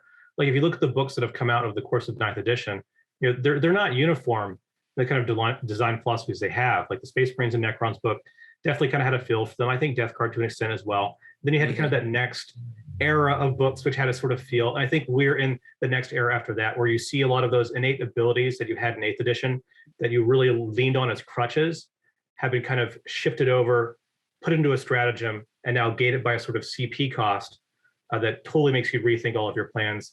And for a lot of longtime players, it's a really painful change. Yeah, no, and it's interesting because with some of the supply chain and production line, like all the issues that have come out of COVID for Games Workshop and of course everybody else, we're getting some of these books out of order, right? So like Grey Knights and Thousand Suns were written a while ago, is my understanding. Yeah, they were supposed to be released in May, I believe. So yeah, so when you look at those, I think Lisa, you make a really great point that we're seeing these these thematic batches, but we're not really getting them in order. Which makes it kind of weird because it's sort of, the books will feel a little bit out of place because the books that were written alongside them didn't come out at the same time. So you're like, well, this feels more like that other book that released 6 months ago. Well, yeah, because they were supposed to release back to back. Right. Great point. All right. Stratagems. Anything else we want to say on that? Otherwise, probably makes sense to start talking about Psychic Powers, some of the changes there. Probably a good one for Grey Knights. Yeah. Yeah, I mean, as if they're important. I mean, I'll take the obvious one first if you want, which is Smite. Go for it. Yeah, that's nice. Yeah, it's a huge change. So I have complained, and I think everyone who has been in a Discord server with me or on a subreddit with me about anything related to 40K has heard me complain endlessly for the entirety of 9th about how bad Grey Knight Smite is, or was, I should say now. Like, it was infuriating. We had a shorter range, lower damage. Like, it was just worse in every conceivable way. And thankfully, they just went, yeah, we can fix that by just giving you the same Smite everybody else has, which is great. So we now have regular Smite. It's 18-inch range. It's D3 damage. It's D6 on a super Smite of 11 plus. Having that on basically every unit in the army valuable is really, really nice. It feels good. I think one of the tell things, me more, Nick. One of the things that 100% agree. One of the things I would caution, like either new Grey Knights players or returning Grey Knights players who, played a lot in 8th when you could really spam Smite like crazy because it didn't escalate in cost, is you don't want to treat it as this is a primary source of damage output. Yeah. It's not that at all. You're going to get 3 of them out on average, I would say, per turn. And if you can maybe get out more, but you're failing several casts to do so, you're using power slots that you could be using for something else. But what it is really nice for is because it can be anywhere, that flexibility of like, if I need a couple extra mortal wounds anywhere on the board, I can do that. So think of it, I would say much more as every turn I can put out 2 to 3 mortal wounds that nobody was expecting somewhere that I really need them, and not I'm going to get 5 smites off, because that's just not how you want to play it. That's a scalpel, right? And that's how I play it with my Thousand Suns as well, is because we also now have the normal smite. And it's a scalpel tool, right? You don't want to lean on it that heavily and try to make, to your point earlier about the Grey Knights and their play style. I think the trap is people who want to play Imperial Psychic Masters, like they're going to go into Grey Knights for the first time and be like, everyone's going to smite every turn. And that's not really what the army does or wants to do. But when you need it, you can reliably use some of these other tools you guys have talked about, to the very few things you do have to even try to make sure that something like that goes off. You need to chip a character down or remove a screen or, get rid of that OBSEC unit to score max on primary next turn, whatever. You have those tools, and to your point, they're everywhere, right? Everybody can do that. So your opponent can't play around my one White Scar librarian or whatever. You know what I mean? So The big one for me is chipping off like a wound on something like a Custodian Guard or a Terminator, so that when you get into melee with your flat 2 damage weapons, the first thing that goes through just kills a guy. Bingo. Right? And that like, hurts, there's little things like that are really, really valuable. Yep, absolutely. In the Sanctic discipline, I think one of the biggest changes is Astral Aim. You know, no longer can we just hide behind walls shooting with impunity. Good for the game, though. I will say, I know a lot of people are salty about it. It's good for the game. So Astral Aim, that's a big change there. Armored Resilience has changed. It used to be a Dominus power. Now it's in the Sanctic. It's in the Sanctic discipline now. Adding 1 to armor save throws made for those models in the Psychers unit. Solid. You know, that's good. Not as good as it used to be, you know, the -1 to wound, but it is what it is. Purifying Flame is pretty sexy for purifiers. Basically flat 3 mortal wounds within 9 inches, and on 11 plus you get D3 plus 3. Hammerhand, I think, is probably the best of these groups for the strike-ins. I mean, why? I can honestly see this being changed in the future. I feel like this is just a little bit too powerful given for what it is, especially in combination with a lot of the other abilities. They'll hear you, Ryan. They'll hear you. They will. I mean, frankly, I mean, I could see this being changed more to the reroll. I mean, as it stands right now. What does it do? What does it do? Warp Charge 5, if manifested, basically reroll the wound rolls. Yeah, reroll all wounds. Doesn't even fail. Just you can reroll the wound roll in melee. Multiple times. So one thing that we sort of skipped over is like there was a pretty fundamental change to how Sanctic Powers work as well. That sort of plays into why Hammerhand is so good. So Sanctic Powers used to just be, these are the powers that any Psyker unit in Grey Knights can take, whether you're a character or not. And then Dominus is the other discipline that's just for characters. Gotcha, but they were both pools that you pick, whichever unit you pick from their list of powers. Sanctic Powers have changed pretty significantly now, where they are, for almost every unit, they have a power they come with that you cannot change. Got it. Okay. So you're locked into the Sanctic Powers. Go ahead. If you want, sorry. No, I just said you're locked into the power essentially. Yeah. So Paladins get to pick. That's sort of their gimmick, is like flexibility now. So they get to pick, and characters in theory, I think it's actually just librarians can take a Sanctic power. Don't. Like, why would you? You have so few slots for character powers, the Dominus powers. But the other thing that's changed is now you can cast these powers, the Sanctic powers, multiple times. They escalate like Smite. So being able to cast, and when you start at 5, being able to cast 3 Hammerhands, and get 3 units in that are rerolling. And then where it actually ends up, the other thing that's great about Hammerhand is it's on Strike Squads, Terminator Squads, I believe, and Dreadnoughts. Yeah, which you're taking 3 Dreadnoughts, all 3 of them Hammerhand off, they want it. Yeah, it is absolutely unbelievable to be able to get a Dreadnought in and do 10 attacks on the sweep profile with the new sword, rerolling all wounds. -2 HP, flat 2 damage. Oh, it's sick. It's insane. But overall, I think that's both one of the strengths and the weaknesses of the Sanctic powers now. I like this system a lot more. I think it's one of the things that I ran into a lot is a lot of my opponents were like frustrated playing me because it's so hard for them to keep track of who has what power. And that's a legitimate complaint. Like there's nothing. It's happened to us in it's a problem. Before. Oh yeah. Yeah. So I like this a lot in that sense because, okay, I know that Strike Squad has Hammerhand always. They have their Brotherhood power, they have Smite, and they have Hammerhand. Cool. The flip side of that is it sort of leaves some of the units out in the cold a little bit because the ones who have Hammerhand are great. Dreadnoughts, regular Dreadnoughts get Armored Resilience for the +1 to armor, which I think is actually really interesting. And there's potentially some Sword Bearers play there. Yep. But when you look at, okay, I'd really like my Terminators to probably have Armored Resilience instead of Hammerhand, realistically. Or Astral Aim means that Purgation Squads kind of got hit with a brick a little bit because their power no longer really does what you want it to do. So it's a good thing and a bad thing, but overall, I think it's a good change for the game. It's just a couple of these powers don't really do it for me. Right. But for the most part, I think it's a really good change. Anything else on the Sanctic discipline? Ethereal Castigation, which was the old Edict Imperator, now on the Interceptors, which is so good. Yeah. So good. Effectively means you can move them 24 inches in a turn without advancing. So they can still, the one thing that, we talked about Astral Aim and how not having that ability to shoot from out of line of sight. One of the things that was busted about Astral Aim is you could use it on anything, right? A las cannon, like Venerable Dreads with Astral Aim are a very common anti-tank option in certain parts of the community. one of the things they've sort of done here is they actually have just shifted that, where Ethereal Castigation, the shoot and scoot, sort of gives you a way to do the same thing, but only with Stormbolters and maybe a side weapon or two on your squad of Interceptors, which I think is actually a really good way to balance that. If you want to come out, shoot, and then scoot back behind cover, which gives you more or less the same effect as shooting through line of sight without line of sight, you can do that. Or you can use this power to say, okay, I'm going to jet 24 inches across the board, and now I'm on this objective, or now I'm in this corner to do, something I want to do next turn, like retrieve Octarius data or whatever. Yeah. Mm-hmm. Yep, absolutely. A lot of flexibility. Dominus Discipline. Anything there in particular that speaks to you? I don't know how to feel about the Dominus Discipline. It's a little weird. The powers are, by and large, I would say 4 of them are good to great. One of them is like situationally good, and one of them feels like attacks. And I'm not just going to throw that out there and not explain it. I will explain what the heck I'm talking about.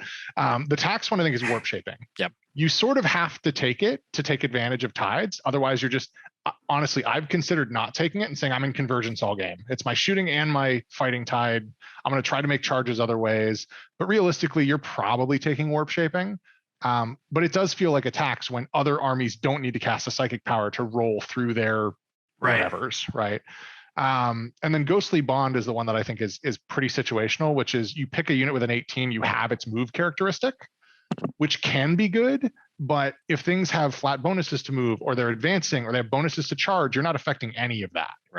Right. So I think the more movement a unit has, the more value this has, obviously, just mathematically. If you're putting this up against something, a bike that has a 16-inch move and can, auto advance 6, okay, well, now it's got an 8-inch move. Or a 7-inch move if it's a bike in Space Marines who have like 14 standard. That's potentially pretty valuable, but it's very situational to me. Mm-hmm. And then you've got kind of the classic powers of Vortex of Doom, which is now a character-only power. It's more reliable on the core target because it's now 2d3 mortal wounds on the target you actually are closest to, and then a splash of 1 mortal wound everything around it. So less splash damage, but more consistent damage on the main target. And it's now 3 inches of the unit and not the closest model, which means you're actually, in a lot of cases, getting more splash damage than you were before because you're hitting more stuff, which is great. When you can be very strategic with that too, right? Like you can see, you wouldn't normally necessarily want to go after a horde unit and do 2d3 mortals. You pick up a handful of models, who cares? But if that unit is spread across the whole of your opponent's army, then all the characters they're screening or whatever, vehicles, start popping everything. Mortal wound, you know what I mean? Like that you can you can catch people out with stuff like that. And it no longer harms your own units either. Thank God. It's now enemies only, which is so I think overall it is a significant improvement. And I think it was Warp Charge 7 before. It still is. We lost the +1 to cast, so it effectively got a little harder. But it's very much my, like, I've got an extra slot on one of my characters. It's my flex power. It's nice to have on something like Drago or a Grandmaster Dreadnought who wants to be up in the front anyway. Yep. And then Sanctuary. 4-up Invuln is great. I'm always taking Sanctuary. It's Warp Charge 6, which is reasonable. So thankfully that one, they didn't do anything too bad to. But you pick a thing, you give it a 4-up Invuln, and it's, I think, any Grey Knights unit. So I literally used it on Servitors in my most recent game. It's just very, very flexible, and you need things to make your guys more survivable, and this is it. And then, of course, Gate of Infinity, which we talked about, got significantly harder, effectively 2 Warp Charge harder to cast, which sucks. But it's still very good. And it's now an 18-inch range, so it's a little more flexible. It used to be 12. So you have a lot of those returning powers that have changed a little bit, but stayed more or less in the same design space. And then, I don't know, Bimoy, if you want to, I've been kind of talking for a while, if you want to talk about Empiric Amplification, which is in my mind like the new hotness. This is for sure the new hotness. Basically, it's Warp Charge 7, so not easy to get off, but you can select one enemy unit within 12 that's visible to the Psyker until the start of your next Psychic phase. Each time an attack is made with a Nemesis or Psi weapon is allocated to a model in that unit. Add 1 to the damage characteristic of the attack.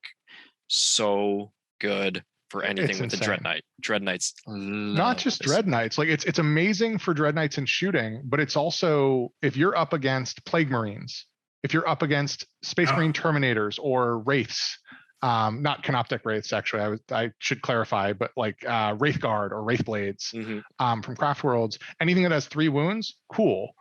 2 damage feels kind of iffy against 3 wound models. Well, now it's 3 damage, and now you're just great. It's so good. It's insanely good. I mean, it 2 makes damage sense on the that it's Warp Gatling Charge feels 7. good. Yes, That makes sense that it's Warp so Charge good. 7. 12 inches hurts a little bit. It's a little bit of a tight squeeze, but because you're gating or teleport shunting or you'll have someone using the close relic enough when you really need it. Yeah, you'll have a way to do it. Yep. Yes, so that is definitely the new hotness, especially with some of the other combos that we just talked about, Psychic Onslaught and whatnot. All right, so that's the powers. Your choice. Do you want to talk about relics or secondaries? I feel like we can get through secondaries pretty quick, so we might as well knock that out. Let's do it. Secondaries. Well, I think you and I have a bit of a difference of opinion on my favorite secondary of the bunch, so I'll start there. Fine, go. Purifying Ritual, which is it's a psychic action that you get access to, and you can do it. And there are a couple things about it that are not super obvious, I think. So I do want to call out. There's nothing restricting how many times you can attempt it. So it's basically you pick an objective that you're within 3 inches of. There's no restriction on having to control it, or like you can have enemies within 3 inches. Doesn't matter. As long as you're within 3 inches of an objective, you can do this psychic action. And if you succeed it, I want to say it's Warp Charge 4. 5. It's 5. Okay, so Warp Charge 5. So you've still got a very good chance of getting it off. You then purify that objective, right? It only matters for that turn. It's not like some of the ones that are progressive where now you can only do that to one objective per game. You can do it multiple times, but only to a given objective once per psychic phase, once per turn. Okay. But the more of them you do it to, the more points you get. So if you do it to 1, you get a victory point. If you do it to 2 that turn, you get 2. 3, you get 4 victory points, and 4, you get 6 victory points. And the fact that you can do it even if there's other guys around, the fact that you can do it as many times as you want, if you want to really make sure you're going to get it off, it doesn't escalate. So you just need to make a bunch of 5s. You can put 2 units on that objective, and if one of them fails it, cool, the other one does the action. Because the restriction is you can't purify, you can't successfully do it more than once per objective. Gotcha. You can absolutely attempt it multiple times. So it's actually a really reliable way to churn out some VP that you can do in the early game, the late game, like whenever you want. And you only really have to do it aggressively a couple of turns to get the full 15 out of it. What's the restriction on which objectives? Does it get to be literally any objective on the board? Does it have to be any objective you're within 3 inches of? Okay. Yep. It's incredibly flexible. It's really good. One of the things I really like about this is, and Bimoy, you touched on this, like Grey Knights, especially now in 9th, are all about making the enemy come to you so you can engage on your terms. Yep. You don't want to go out and take the midboard because you're probably not going to hold it against most armies. You want them to take the midboard, and then you're going to punish them very, very rudely for doing that because you have, shorter range, but if you're in range, and especially if you're in charge range, you're going to hurt somebody. So being able to passively generate some victory points so the opponent has to come to you is super valuable. So if you combo this with something like banners, right, you're potentially on some maps, right, on some objective layouts, you're racking up. If you send out, let's say, a unit of interceptors to do it in a midboard objective and then gate them back with another unit, you're racking up 6 victory points in turn 1 just for the 2 banners and then this. You look at some of these maps too. Like you look at Overrun, right? Like it's a very common mission, even in RTTs that are only running 3. Like you can reliably get on 3 objectives immediately on your turn, right? Because they're the closest. There's an objective in your deployment zone and 2 that are 2 inches outside. So you're starting in your deployment zone holding it already. And immediately get 3 points on banners and. How many on you do it on 3? 1, 2, 4, or 6. So 4 if you do it on 3 objectives. So you immediately 4. Yeah. I'm gonna be like, okay, I gotta stop that. Yeah. As your opponent, like, and not to mention it's a psychic action too. And you can redeploy people. And you can redeploy people to cover objectives that you weren't previously covering. Well, and because it's a psychic action, you can do it and shoot and charge. And absolutely. Right? It doesn't lock down your whole turn like a regular action. So it's I rate this super highly, except on battle lines.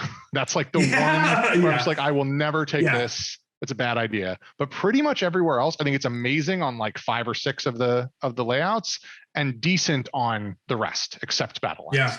I hate battle lines, but that's a whole other conversation. That's a different. I feel like a lot of people do. The only reason I feel it's a trap, and I don't disagree with any of those points, I think it very tactically plays into the battle script that most Grey Knights players want to enact on the board. I think the only trap is like you might get those two that first turn. Like I said, if you're comboing it with banners, great, but you might get the two in the first turn, and then everybody's got a plan until they get punched in the mouth, right? And then things start happening. Now you're like, oh man, do I want to give up my hammer hand? Do I want to give out a smite? Do I want to give up ethereal castigation or whatever to do this ability? And then you realize, oh, by turn 4 or 5, shit, I'm still sitting on 2 points. It's like you really have to plan for getting these points. It's you got to build for it. You have to plan for it. And if you don't, like I feel like a good opponent will be able to mix that up very quickly and disrupt your battle plan if you're trying to do that. But I don't disagree. I think it is good. I just think that for many Grey Knights players who think they're just going to take this and win every game, and like this is going to be my you have to build my 10. No, it's like any secondary, right? Like you should be building your lists with at least 2 of your secondaries in mind, 3 if you're lucky, right? Yep. And you should just focus on doing that. Like don't play, shoot the enemy, play, get these points, right? And if you're not, I think it's a trap that a lot of players fall in who do the game in general, is they think the secondaries are kind of like, oh, this looks like a fun one to do this game or whatever. Then they look at the map and they're like, oh, it's battle lines and you just can't score it or whatever, right? Yep. So, I mean, I don't know if that's necessarily a detraction against the secondary, because I think that's true. You could say the same thing about, I forget the name of it now. What's your favorite Drukhari secondary? Oh God. Herd the Prey? Herd the Prey, yep. Like you still have to kind of plan your game plan around. Right. You know what I mean? It's not absolutely. All I'm saying is there's an opportunity cost, I think. Like you don't want to be doing this and then aggressively going out and wanting to shunt everywhere and blow things up all the time, because you're just going to forget to do these secondaries. You can't overextend. That's actually sort of why I like it, especially when I look at the other but you're a good player, Joe. I'm okay. But I think one of the reasons I like it is because you can do it anytime in the game, right? Like what I'm doing is I'm not actually, and this is probably against the conventional wisdom, like I'm not trying to really hit it hard in early game. What I'm doing is when I have a turn where there's somebody like, I'm not really going to get them anywhere they want to be, or, oh, I have this librarian sitting in the backfield who's like, they've gated stuff, they've sanctuary stuff, like they've done the stuff I need them to do. I don't know what to do with them this turn because nobody's in range of their psychic powers or whatever. Cool. You can just do this, and you can do it at any point, because if you never do it until turn 4, you can in theory still get 12 victory points out of it in the last 2 battle rounds when your enemy has very little left on the board, because Grey Knights are, if you're not horribly losing the game as Grey Knights, your enemy should have very little left on the board by turn 4, because we are very killy. Right. So, and let's not forget that 1 strike million left alive. Yeah, exactly. And that's a great thing to do with an interceptor who's left, is move him over to a point, do this action, right? Yep. It's a great secondary. I think it is pretty flexible. And I think ultimately it's going to become a faction defining secondary choice. It will be very good. But I think it also further teases out, who are the haves and have nots with your sub factions, with your orders, because there's definitely ones that will play into that much better than others. I know you love your big bad sword daddies, but that's not exactly the play style that you want to lean into when you bring a bunch of those guys. Like you want a lot of MSU, you want a lot of feet on the board. And I think ultimately, the cream that's going to rise to the top is probably going to be that, if you're looking at successful Grey Knight army lists. You're not wrong, Lisa. 100%. Yeah. All right, teleport assaults. 3 victory points if you kill something basically coming out of teleport strike. This one I definitely feel is a trap. Well, I will say it's not just teleport strike. It's any kind. It's teleport shunt, teleport strike, or gate of infinity. Any kind of redeploy or teleport shunt stratagem. Yep. So in theory, it's something we're doing anyway, right? We are trying to come out of some kind of redeploy or deep strike and kill things. But realistically, you've got turn 2 and in a lot of games turn 3 where you're bringing down multiple units from that. Yep. The rest of the game maybe 6. 2. Right. Yep. With gate and shunt, you can get 2 if you want to make a warp charge 7 power and spend 2 CP. Yep. But a lot of the time, you're going to have 1 unit that's able to actually capitalize on this. And if that unit doesn't get a kill that turn, you're out 3 VP. It's going to be a really hard one to get more than about 9 on. I think 9 is going to be the average for this one, right? And the point is there's some failure points to this. Gate Infinity won't always go off. You're not always going to have the CP to get that reliable shunt off or to make sure that you're getting that gate off. So I think it's a cute choice. I think it's very fluffy. Very cute. It's extremely cute. Charge. If you can't make a 9-inch charge, if you have no bonuses to that charge, this is an absolutely unreliable thing with way too many fail points. Like, sure, you can score it in your shooting phase, but chances are that's probably not going to happen. You have to get the deal done in the fighting phase, because that's really what Grey Knights is kind of turning into. Like, they're kind of turning into a melee faction. Yep. In 9 inches from Deep Strike? Stop. No way. No way. Same problem that you had with Grey Knights and Eighth trying to make those charges. Is it's not something you can rely on. Depending, I can see a place for this against certain armies, right? In certain matchups where they've got a bunch of little units of something that's fairly squishy, right? T3 infantry. There's some Dire Avengers on the board. Oh yeah. There are places where, okay, I can probably reliably kill one of those out of Deep Strike every turn, get at least 12. But those are, I think, the exception rather than the rule. Yep. Yes, feels like one of those secondaries that in the right matchup and the right opponent, you're like, oh, thank God, this is easy. Now, but otherwise it'll be horrendous. Yep. All right, last one, destroy the demon. Kill demons, get victory points. Exactly right. This is very situational. Take it every game, right? I would take it. Is that how this game works? Is that how you play? Definitely take it versus Blood Angels every time. Yeah. Oh yeah, they are demons. That is, I mean, take it against Dark Angels too. Also demons. No, I think it's good if you're playing against demons. It's also potentially good against a demon engine heavy Death Guard or Thousand Suns list. Yeah, and I think we're going to see some of that. So I hate these kind of mechanics in competitive play, like in non-narrative rules, because it just creates this punishing situation that super off balances like one faction matchup versus another. To where like if you're playing demons versus this, boys, that suck to play. It's like when everyone complained about the secondaries of why does Thousand Suns suck? Why do Grey Knights suck? Is because they get punished so heavily on secondaries, and to create more situations where that happens in a new book with new stuff.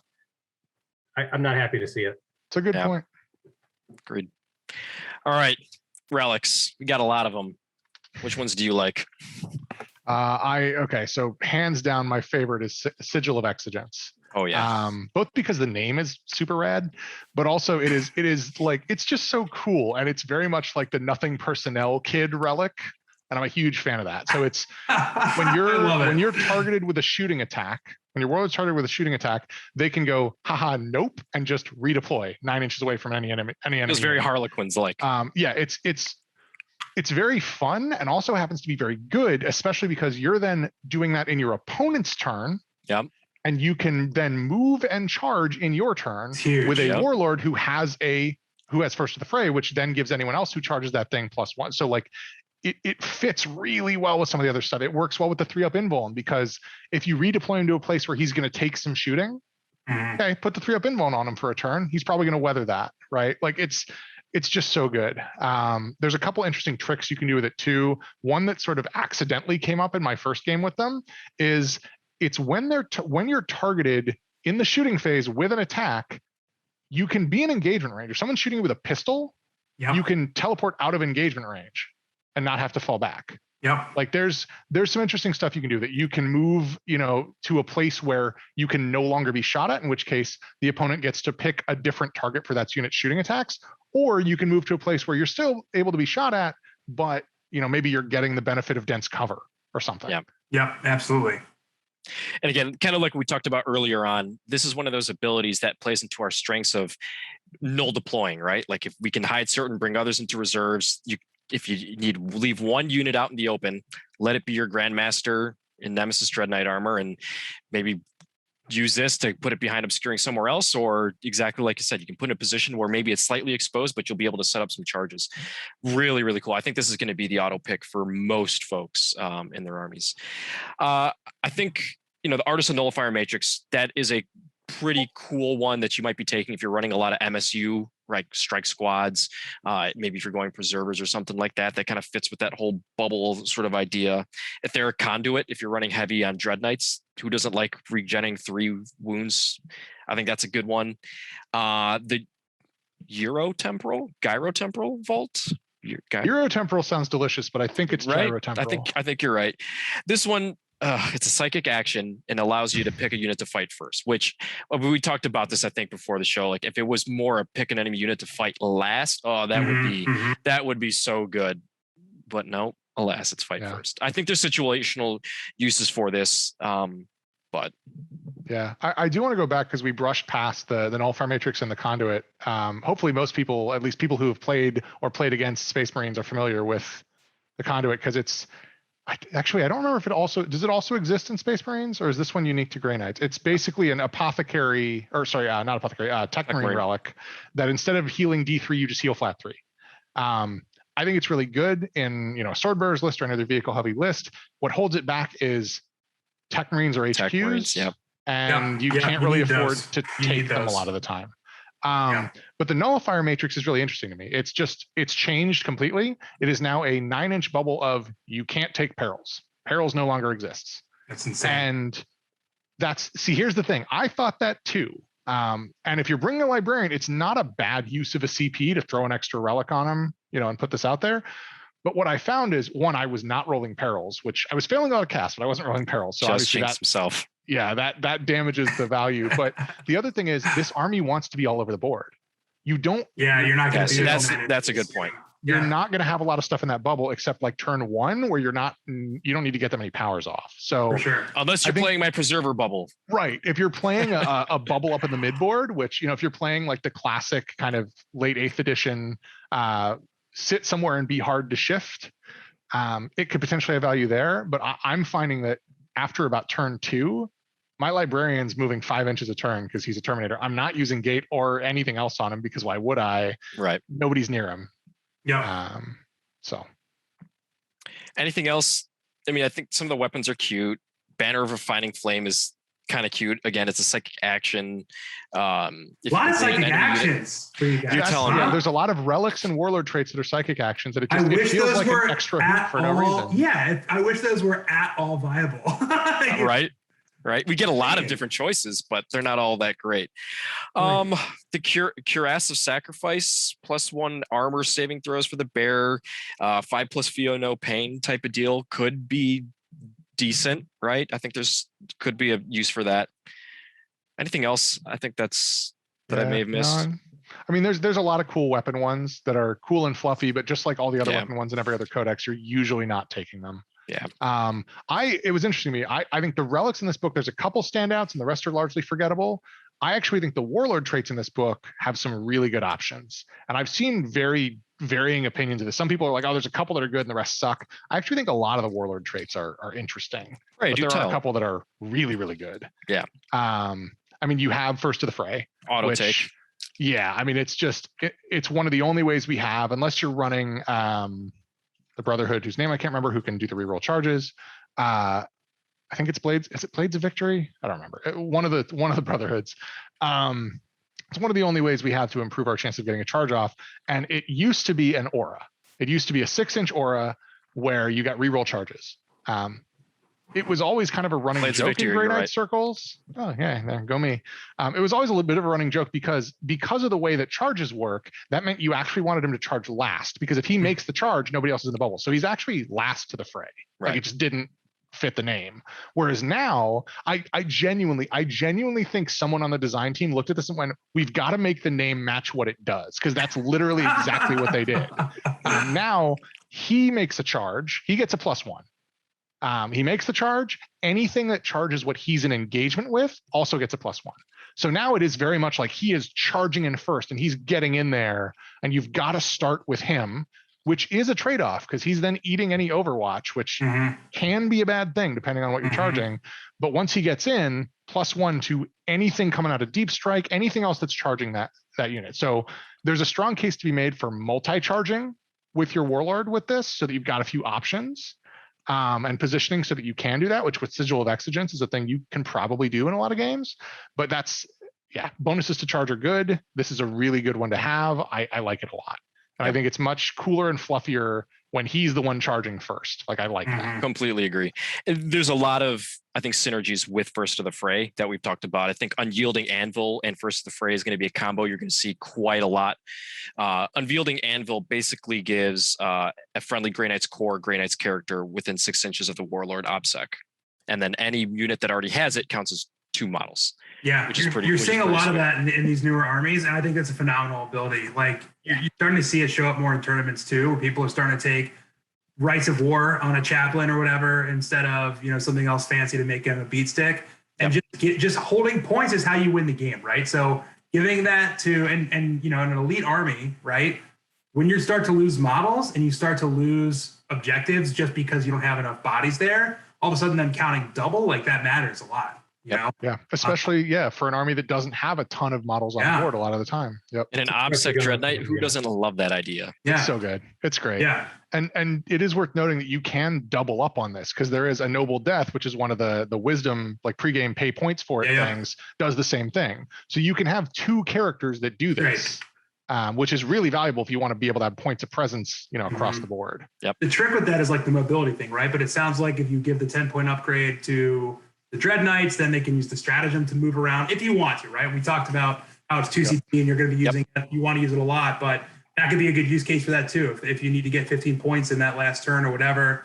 Exactly right. You need them or whatever. But how fast does a Dreadnought move just in general? 9 inches. 9 inches. But they do grade down to 7 and then 5. Gotcha. Yeah, that's they're actually pretty not solid terrible. movement. Okay, yeah. So you're navigating around a lot of terrain with them compared to an infantry squad, but that's the blessing and the curse. They have huge bases, which is they have the 100 part of me is oval, right? Yeah, like the idea of, I love the idea of trying to get 2 Grandmasters in because with both of their bases, right? Like, well, I mean, the idea of like coming down from deep strike, one that makes a charge is still benefiting from the aura from the other pretty much because of how big that base is, right? That's true. And I love the Rapier's Inescapable Wrath, the advance and charge. That with Verse of the Fray, I think is really, really powerful. Opens up a lot of different options for setting up like other types of charges. Yeah. So that's a combo that I really like. Why are we talking about this? Play it works. That's exactly what this is. Must be nice. Just let me have it, okay? Yeah. No, and one you coming just from the called out Harlequins something. player too, right? Yeah, you just called out something. Yeah, what are you doing? We're trying to make every army Harlequins. It's because they're fun. Who doesn't love clowning around? They're fun if you're playing them and very not fun if you're playing against them. Fair. It's like Grey Knights. Yeah. No, and I think, you know, the other warlord traits in the core kind of like universal ones, Psychic Epitome is effectively any witch fire power. Actually, it's not even just the warlord. It's start of your psychic phase. You get to pick a friendly Grey Knight psychic unit within 6 inches of the warlord. And for that phase, they get +1 mortal wounds done by any of their witchfire powers. Smite is not a witchfire power, something we should say right off the bat, because a lot of people were like, ooh, no. But Soul, Purifying Vortex Flame, of Doom, Purifying Flame. Vortex of Doom, like there are some good ones there. The thing that I'm seeing a lot of noise about around this is like using it for kind of a hero hammer build where you take a librarian and you load them up with witchfire powers, give them this, and they can just pump out like 6 to 11 mortal wounds in a psychic phase, which is bonkers. Like it's very cool. And it reminds me of the Inner Fire Apothecary from 8th, which I also loved. Yeah. But I just don't see myself doing it most games because you're giving up so much if you're taking a single battalion. If you're taking 2 patrols, maybe you've got a spare HQ slot to do that with. But it is a fun and cool option, and it almost that by itself catapults this trait into being interesting. Yeah. It's cute. A lot of the other warlord traits that are good are the ones in the Brotherhoods. I think a lot of the Brotherhood warlord traits actually have some stuff going for them. Yeah, agree. Is there one that really sticks out to you?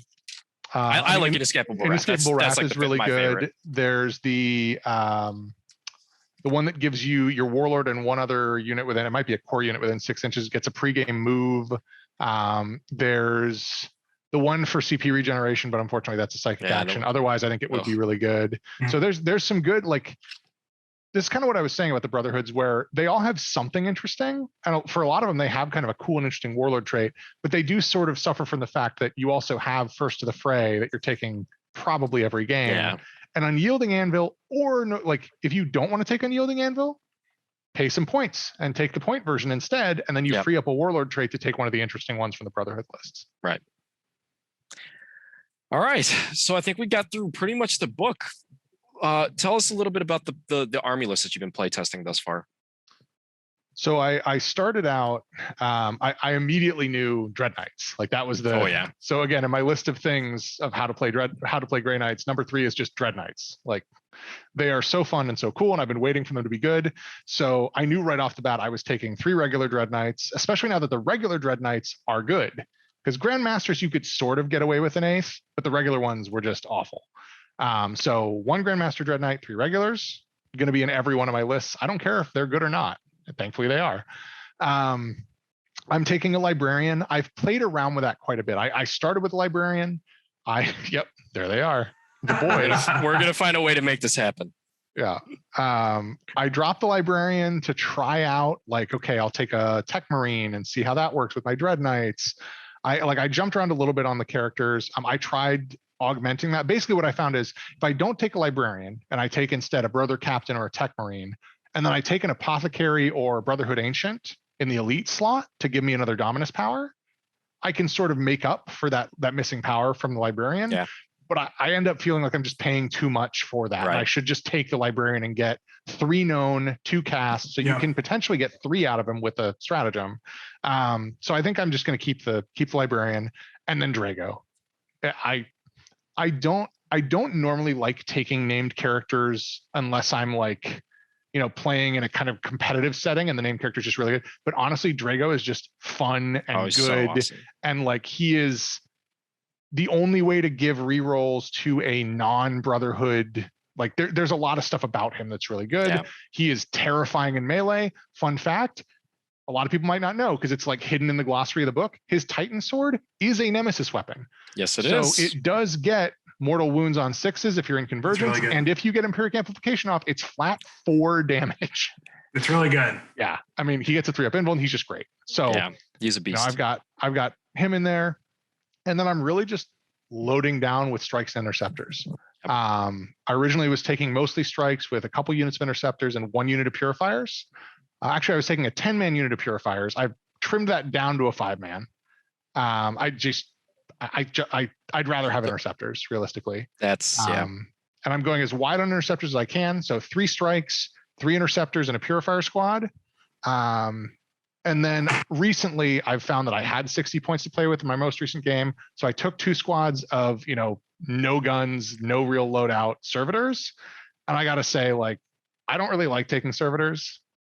They don't feel thematic to me, but they're so useful. They're hanging around with your Tech Marine.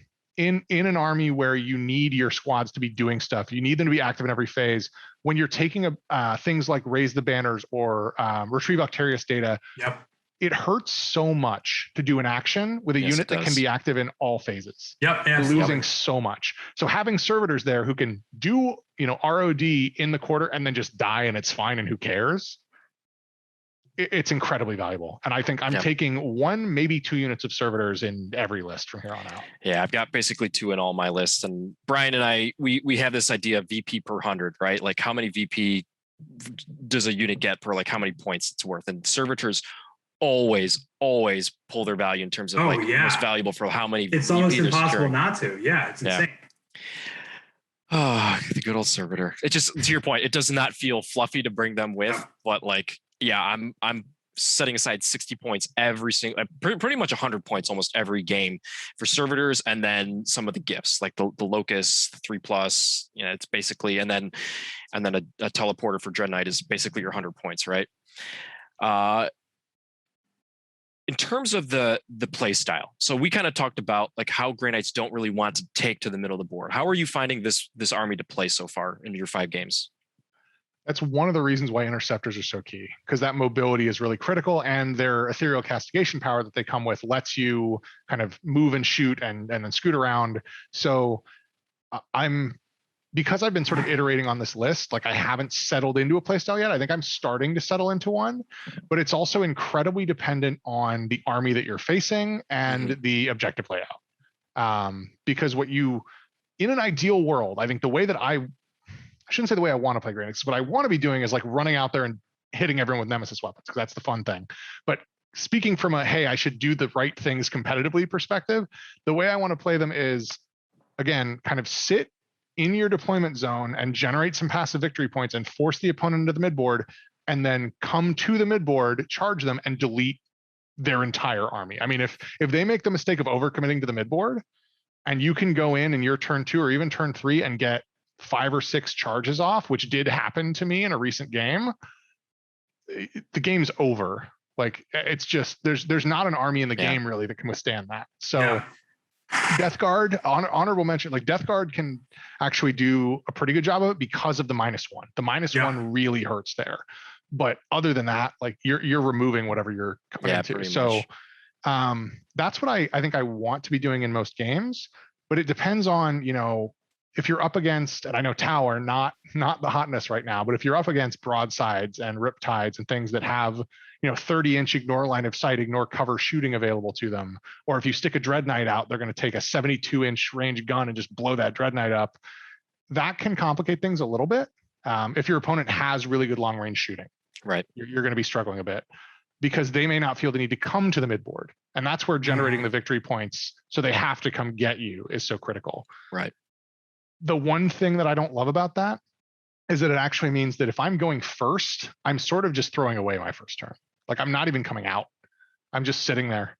If I'm going second, I'll pull more stuff down onto the board because I expect that my opponent will have 2 movement phases before I get to deep strike anything. And that's not a good situation to be in. Right. But it's really, you have your game plan for going first, your game plan for going second. And because of Foretelling of Locust, you can swap between them pretty easily, which is great. Yeah. And I think for anybody playing against Grey Knights, you're probably going to find that you want the second turn against Grey Knights. I think it's pretty much, they play, the way that I see it is Grey Knights play very similar in terms of the overall game script that they did in 8th edition. You're going to play a little cagey early on. You're going to wait till your opponent takes to the board, and then you're going to use your mobility and your ability to focus your smites, your shooting, and your melee to take out those portions of the board that you want. And then I think you're going to play from behind a lot of games and then catch up turns 3 through 5 is pretty much how it's going to go. But to that point, if you force the Grey Knights player to waste their turn 1 and then on turn 2, they're the ones that have to come out first. We're not that durable. And that is a situation that they really don't want to be in. So for what that's worth. Grey Knights in general, though, is they win very similarly to how they won before, but they also lose very similarly to how they won before. That's very true. And like you look at where Grey Knights was before this book, and it wasn't that great. Like it was pretty bad. In looking at what we have here, I think they've obviously been raised a little bit, but I honestly wouldn't say it's significantly so, because the weaknesses they have are just as prominent as they were before in terms of their survivability, in terms of where they want to be, in terms of scoring even. So my worry is that the power creep didn't really touch them too hard, and while it's touching other factions even harder. So I don't want to say that they're going to be worse than they were before for certain, but I would also cage your expectations of where you're going to see this book land. I completely agree. And Lisa, I think you bring up a great point that we will still give up a lot of secondaries on Abhor the Witch. That's an almost auto include and guaranteed, right? So you're playing from behind with Abhor the Witch to begin with, right? Now, depending on how many characters you're bringing, a lot of lists are going to be bringing 3, if not 4 characters. Dread Knights are a lot of liability also. Yeah, especially if you make them characters. Yep, Dread Knights are absolutely could be liabilities there, and you're seeing some lists that are bringing 4 Dread Knights plus 2 Rhinos, which bring it down is now. Bring it down. You're just going to max. Is now you're maxing becoming. You're maxing both the secondaries off immediately. So that's the challenge. I think a good Grey Knights player is going to do a lot of what you said earlier, right? It's going to be the balance between I'm building to be able to get my secondaries, right? I think that's going to be key.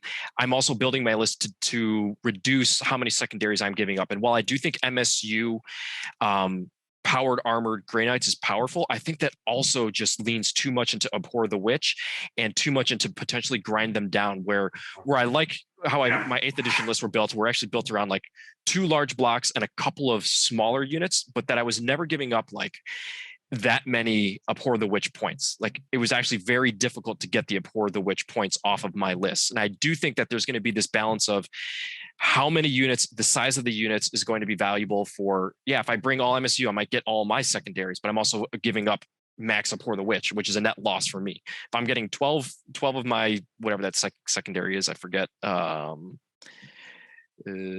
purifying ritual, right? If I'm getting, 12 of those, 10 to 12 of those, but I'm giving up 15 Abhor the Witch. That's a net loss for me. So I want to think about like, how am I winning that balance in terms of that secondary game? I honestly, and I hate to say it, I've sort of resigned myself to the fact that I'm giving up 12 to 15 points of Abhor the Witch every game. Yep. If they're not bringing Psychers, right? And it's sort of funny because, and I think, Lisa, you touched on this. This book almost doubled down on the same strengths and weaknesses that we had. And one of the big ones there is if you're up against Psychers, you don't have to worry about Abhor the Witch. And you also have bonuses to deny and lots of denies. So like in a matchup where you're up against an army that is also psychic, even if it's just a couple cycles, although less people are taking, one or two because Abhor the Witch exists. But if you're up against Tyranids, if you're up against demons, if you're up against craft worlds, 1,000 Suns, certainly, Harleys, where they're gonna have to take a psyker, you kind of get two bonuses there. You don't have to deal with Abhor the Witch, and you have bonuses to deny. Yep. But if you're up against an army with no psychic, then your army-wide stuff is less useful, and you're giving up 12 to 15 points. So it is very much an all or nothing. But I don't like that. I don't love it either. And I think it's been a bit of a bell curve almost, where like we had those problems. And then as the meta shifted and stuff started getting to wounds and Marines and whatever, we had those problems, but they just became so much worse. And now we've sort of been dredged up out of, okay, we're back to where those problems were before, but they haven't gone away. But at least now we still need to get into melee. That's the core of like, you get into the melee on your terms, you're in much better shape. But at least now when we get into melee, whatever we get into melee with is going away. And that wasn't the case before. So I do think we come out ahead there. Yeah. We're just talking about secondaries. We haven't even talked about primaries yet, which is also a huge weakness for Grey Knights. And this to me is the one part that did change in a very beneficial way. I think you take it every single time, the upgrade and the warlord trait that makes your obsec stuff. I think you take both. I don't think you take one because that is also one of the inherent weaknesses. And if you can double down on that, then absolutely, then you can have that power in not just one theater, like in the center of the board. You could have it on the left and the right flanks, and have a ton of more flexibility. If one of them gets popped off by some assassin, you're still good to go.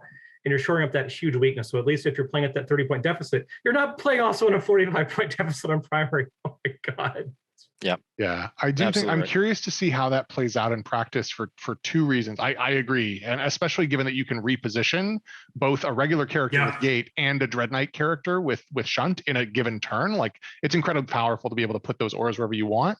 But I do think there's going to be some interesting play around, okay, well, if we're on a point with something else, that something else isn't going to be there very long, or we're not going to be there very long because it's very kind of glass cannon-y, right? Yeah. So how often are you actually, and our units tend to be smaller because we are an elite army. So how often are you going to be on a point with more models than your opponent and their obsec, or less models, but they're not obsec, and they're going to be sticking around for a turn? Like there are definitely situations where it will be incredibly valuable.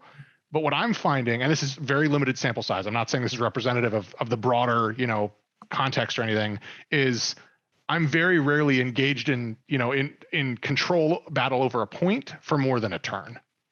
Either my guys are gone at the end of the turn or their guys are gone at the end of the turn. Yep. The only use case I see for that is kind of playing into what Brian said. And again, this is all just theory crap because I haven't played Grey Knights ever, and I will not. You're more than welcome to. I'll be over tomorrow. You said it. Yeah, or Friday. Warhammer from Friday. Warhammer from home. Yep. Anyway, is playing behind KG a little early and then trying to catch up in the late game, right? And I think that also plays into that the primary. And I think when you're talking about, my units are just going to mulch whatever's on the objective. Like I think the trap there is thinking in terms of assuming like, it's a full squad of interceptors or whatever, right? If it's one interceptor and whatever, 2 rubrics or whatever, neither of those units is probably removed than the other with like shooting and realistically, right? I mean, that's a bad example because they would both probably smite in either way. You see what I'm saying though? That's when it matters all of a sudden. Like, is that Dread Knight still around? And can I get him late game, turn 4, turn 5 to a spot where all of a sudden that OBSEC matters? Yeah. I think, or just the fact of now that Dread Knight himself is OBSEC, right? That's a huge threat. And it only has to matter once per game, right? Like that's why, like, exactly. I completely agree with what Lisa said, because if you have one swing per game, that swing is potentially a 10-point swing. If it's Yep, also yep. denying hold Yep. more or giving you hold more, Absolutely. that's huge. That makes or breaks games. I feel like there's a combo with Words of Power and the Chaplain that we haven't talked about that we need to speak to. Yeah, everyone's talking about it. We should address it. So for Lisa and Nick and anyone, you know, watching or listening who is not familiar with this, if you're in the Grey Knights like circles at all, you have heard about this because everyone's talking about it. But there's a chaplain litany. The chaplain litanies are largely like okay, in my opinion, but there's one that basically, if you are in melee, like if you get this litany off and you have a unit in melee that you've done this litany on and they get a 6 to wound, they do a mortal wound. If you're in convergence, or sorry, it's not a mortal wound. It's they get 2 wounds for that 6, not 1. So you now get 2 wounds if you get a 6. If you're in convergence, it does 2 mortal wounds. I think conceptually the idea is like both of those count as being on 6, right? So you get an extra mortal wound. There's been some discussion of like, is this intended? Like to me, it's written very deliberately to work that way. That seems very intentional. So the actual litany says if you're in convergence. Yeah, it literally says if you're in convergence, then you get a mortal wound. And people are like, well, that doesn't say additional mortal wound. It's like, what? Okay, yeah, well, they just wouldn't have said it otherwise. Yeah, exactly. Yeah. And like I'm like kudos to Games Workshop for thinking of one of those interactions, because in a game like this, it's this complicated. Yeah. You know, a lot of the times they don't, and I kind of can't blame them. So I'm happy that they thought about it. But that on even a minimum strength like Strike Squad or Interceptor Squad, who's getting 16 attacks. Mind you, if you're doing the Rapiers power, they're getting 21 attacks. If you're doing, there's something else too. And if you've got Falchions on, right? If you got Falchions on, they're getting 26 attacks. Pretty good. Yeah. If you've got a 10-man squad, it's even more, it's even crazier. Yeah. You are getting a lot of mortal wounds. Yeah. I think also a 10-man squad, a 10-man strike squad with Words of Power, they delete Morty in one, and reroll all wounds to fish for with sixes. Falchions. I think they delete Morty in one turn. I think they're like one of the few things that can delete Morty in one turn. People have done the math, and like it is very much a commit incredibly aggressively to this one gimmick kind of build, which I personally don't like. No. But when it goes off, boy, it is a bad time for whatever you're doing it to. And I do like chaplains, and I don't know that I like them as much in this book as I did in 8th due to like the limitations that we have around HQs. But the fact that you can get your litanies off, do a psychic action, right, is still powerful to have that level of efficiency. Same with like the or even a regular action marine, or you're doing this in your command phase, and then at the end of your movement phase, you start doing action. You're not losing nearly as much. Exactly right. So I do like chaplains. I think that it is harder to leverage that ability like in practice because they are relatively slow. They don't always want to be up on the front line, and without maneuverable everything else is with teleport strike and all that good stuff. I've just found in some of my games that yes, it's great. It doesn't always go off. Like it's just harder to pull off than you think it is. Yeah. Well, and you don't have access to a Master of Sanctity upgrade. So they're only able to do it on a 3-up. And if that doesn't go off, you can't re-roll it. Yeah. Don't like those failure points. I don't like building my list around that type of stuff. And because you don't have a Master of Sanctity, you also don't have a way to reduce the cost of the power of the stratagem that lets you do it out of phase. So if you want to come down from Deep Strike and drop that somewhere to mitigate that mobility issue, that's 2 CP. That's a steep price. That hurts. You need that steep. CP. That's steep. Yeah. I wouldn't lean into that too hard. That's something that could easily change as well. I definitely wouldn't go out buying models specifically to run that. No, I think it's a fun thing to play with while it's there, and it may stick around because it is one of those things where you really have to pile on and commit to it. I don't think it's actually like meta breaking. It's just very oppressive in that one spot on the board at that one particular time. Yeah. Mm-hmm. Yeah. It's like the mass hypnosis thing with the Castellan. Do you remember that from way back when with the Knight would itself, where it was such this weird edge case, but people made a big deal out of it, so they had to change it. Okay, so I was going to say, I don't think we're going to see Grey Knights in such an oppressive position meta-wise that people are going to be complaining about stuff like that. It's going to be like, all right, they have a 52% win rate, maybe. And good for them. They had that one trick. You know what I mean? Like, I do think. Okay, so here's my. Because right now they're reading the tea leaves. 37% win. Yeah, who cares about that? We're talking about future. I think that there's a lot of tools in this book that good players will take advantage of. I do expect to see some top table showings for Grey Knights. I don't think it's going to be like as prevalent as, early Space Marines or Drukhari or AdMech, but I think you're going to see some very interesting builds because I do think they play well into AdMech. I think they play well into Drukhari. Frankly, I think they just have a lot of options. But that being said, I don't think they're easy. They're an easy army to play.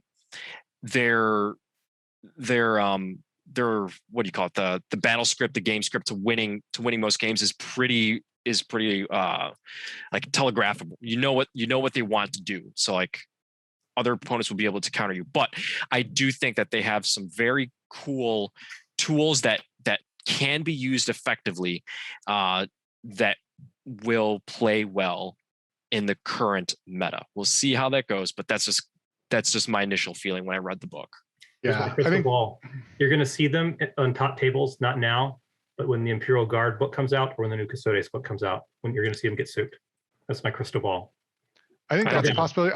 There's been a lot of kind of talk online and in various communities of like a lot of the big psychic armies aren't out yet for ninth, right? Like Craft Worlds and Tyranids and Demons. Worlds, So, we talked about this a little bit, I think before we kicked off the recording, but Grey Knights may not be a terror in the meta, but they are in a unique position to counter potentially some things that are coming down the pike that may be pretty scary. So if the Craft World book comes out and is busted, as wouldn't be the first time, being able to have an army like this to kind of help counter that, make Wraith Knights great again, could be really interesting. Oh man, this is not an Craft Worlds discussion, but I want my Wraith Army of Renown so bad. Oh yeah, get the Ianan supplement back out, baby. Let's go. Yeah. Let's go. I've got my whole Wraith Army behind these bookshelves right now. Yeah, I mean, I'm literally building one for an event I'm going to in a month or so right now, an all Wraith Army.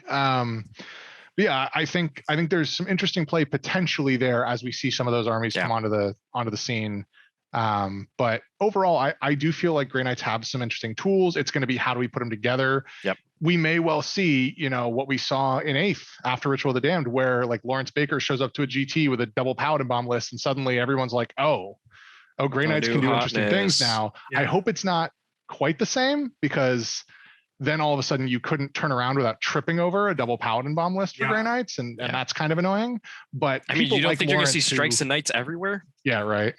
People like Lawrence who think really analytically about these codices and the way they interact internally, I think could come up with some really interesting things for this book. And so I'm curious to see what shows up there.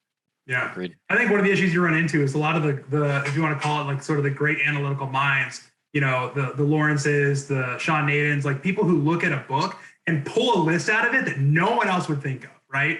I think those players are still going to do what they're doing right now, which is Eldari, Drukhari, stuff like that. Like I don't think there's enough in this book for them to switch focus necessarily. I don't know if you guys disagree. So I worry, and same with the Thousand Suns book. I worry we're not actually going to see necessarily what some of those unique sort of really toolkitty army lists ends up being, because I think the people who play these armies are going to settle on, a for lack of a better word, a more generic flavor, right? Yeah. I think we're sort of reliant on, I agree, nobody's going to switch to it. We're sort of reliant on the people who already, same for like My Death Watch, right? We're reliant on like Nick Nanavati and like certain people who are like, oh, well, we always are looking for ways to make Death Watch interesting. Right, exactly. And so, there are a few of those. That's why I brought up Lawrence, is like he's sort of now become the poster child for that after what happened in 8th.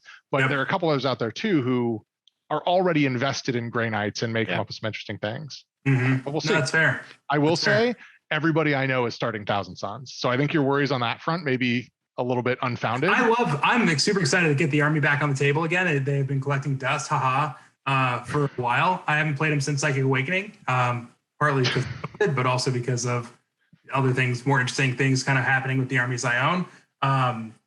This isn't a Thousand Suns podcast as much as I tried to make it one here and there, but I'm excited about what they got in the book. I don't think they're world beaters by any means, but I am building several demon engines as we speak. So I think there are going to be a lot of people who are like tinkering with that book to find the interesting stuff. I have about 36 lists that I put together that are all slightly different, same kind of core, but there's some stuff in there for sure. I don't think there's as many. I think a lot of their drawbacks, other than Abhor the Witch again, which is a big one, were tightened up a little bit in this book. So yeah, maybe podcast number 11. I think that's exactly what we need to make it. If not, our third official battle report, where we've been meaning to get Grey Knights versus Thousand Sons going for a long time, but we'll see when that happens.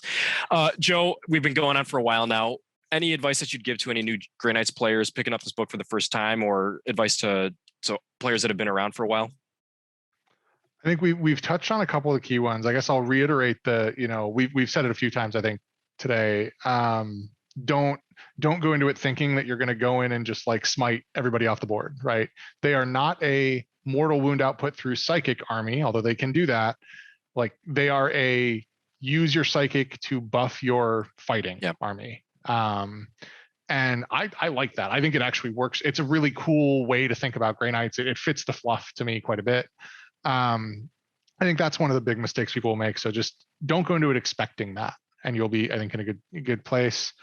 The other thing I would say is any Codex analysis like this, like, we're going to talk about what's good, what we think isn't as good. We talked about how Terminators are kind of in a bad place points wise. Paladins, are usable, but maybe not great. We didn't really talk about purgation squads. I don't think they've really come out that great either, but that kind of only matters if you're trying to go to tournaments and place at GTs. Like, don't not take Terminators. Grey Knights Terminators are incredibly cool. I still think they're good. I still think there's a place for them. Take a list of all Terminators, do it, have fun with it. Be the terror of your local gaming store or whatever you want to do with it. So I will say, don't let anything we've said today, if you think something's cool, run it. I think there's enough options in this army that you can, despite the fact that the top lists will look very similar a lot of the time, you can play it a bunch of different ways if you don't care as much about that piece of it, which most people playing 40K don't, right? That's a small segment of the overall community. Yep. I think that's good advice in general for anybody playing any army, is just go and play games with the stuff you think is cool and see what works, right? There's so many people that are building armies and lists and armchair generaling over stuff that someone else said on a podcast or a video or whatever, so just go and play games, roll dice, play games. It's the best way to learn. It's the best way to figure out what works for your play style. Exactly right. And in your local group. And 99% of the time, that's all that's going to matter. Too many people do the meta chasing. They try to build the list instead of, hey, how does this unit work? How do we make this work into my overall gameplay, to my battle script? And how do I want to win games? I think what I have liked about 9th edition thus far is that every army has multiple ways to win. You're not locked down to one specific type of gameplay, which I think is very cool, right? If we wanted to, I could lean into Preservers and do a more durable type of build. You can lean into Dreadnoughts, you can lean into MSU and Rapiers or whatnot here. And I think that's very true that I don't think a lot of people have been talking about different builds yet, but I do think they exist within this book. And so experimentation is going to be great. The advice that I would give to any new Grey Knights player really is to not rely on any single one power stratagem, but to try to have multiple different failure points, whether it's an auras. Like, I have a brother captain plus Drago Grandmaster to provide rerolls of ones on hits and wounds to increase my output. So I'm not relying on a specific power, right? You can use stratagems, you can use psychic abilities, you can use the gifts. The more that you can spread that out and not be reliant on one singular combo or one specific failure point for your battle plan to win a game is going to be to your benefit. As Joe had said earlier on, it's almost like you want to play with the expectation that your power isn't going to go off, and when it does, take advantage of it as the opportunity. And I think that's very much the case for this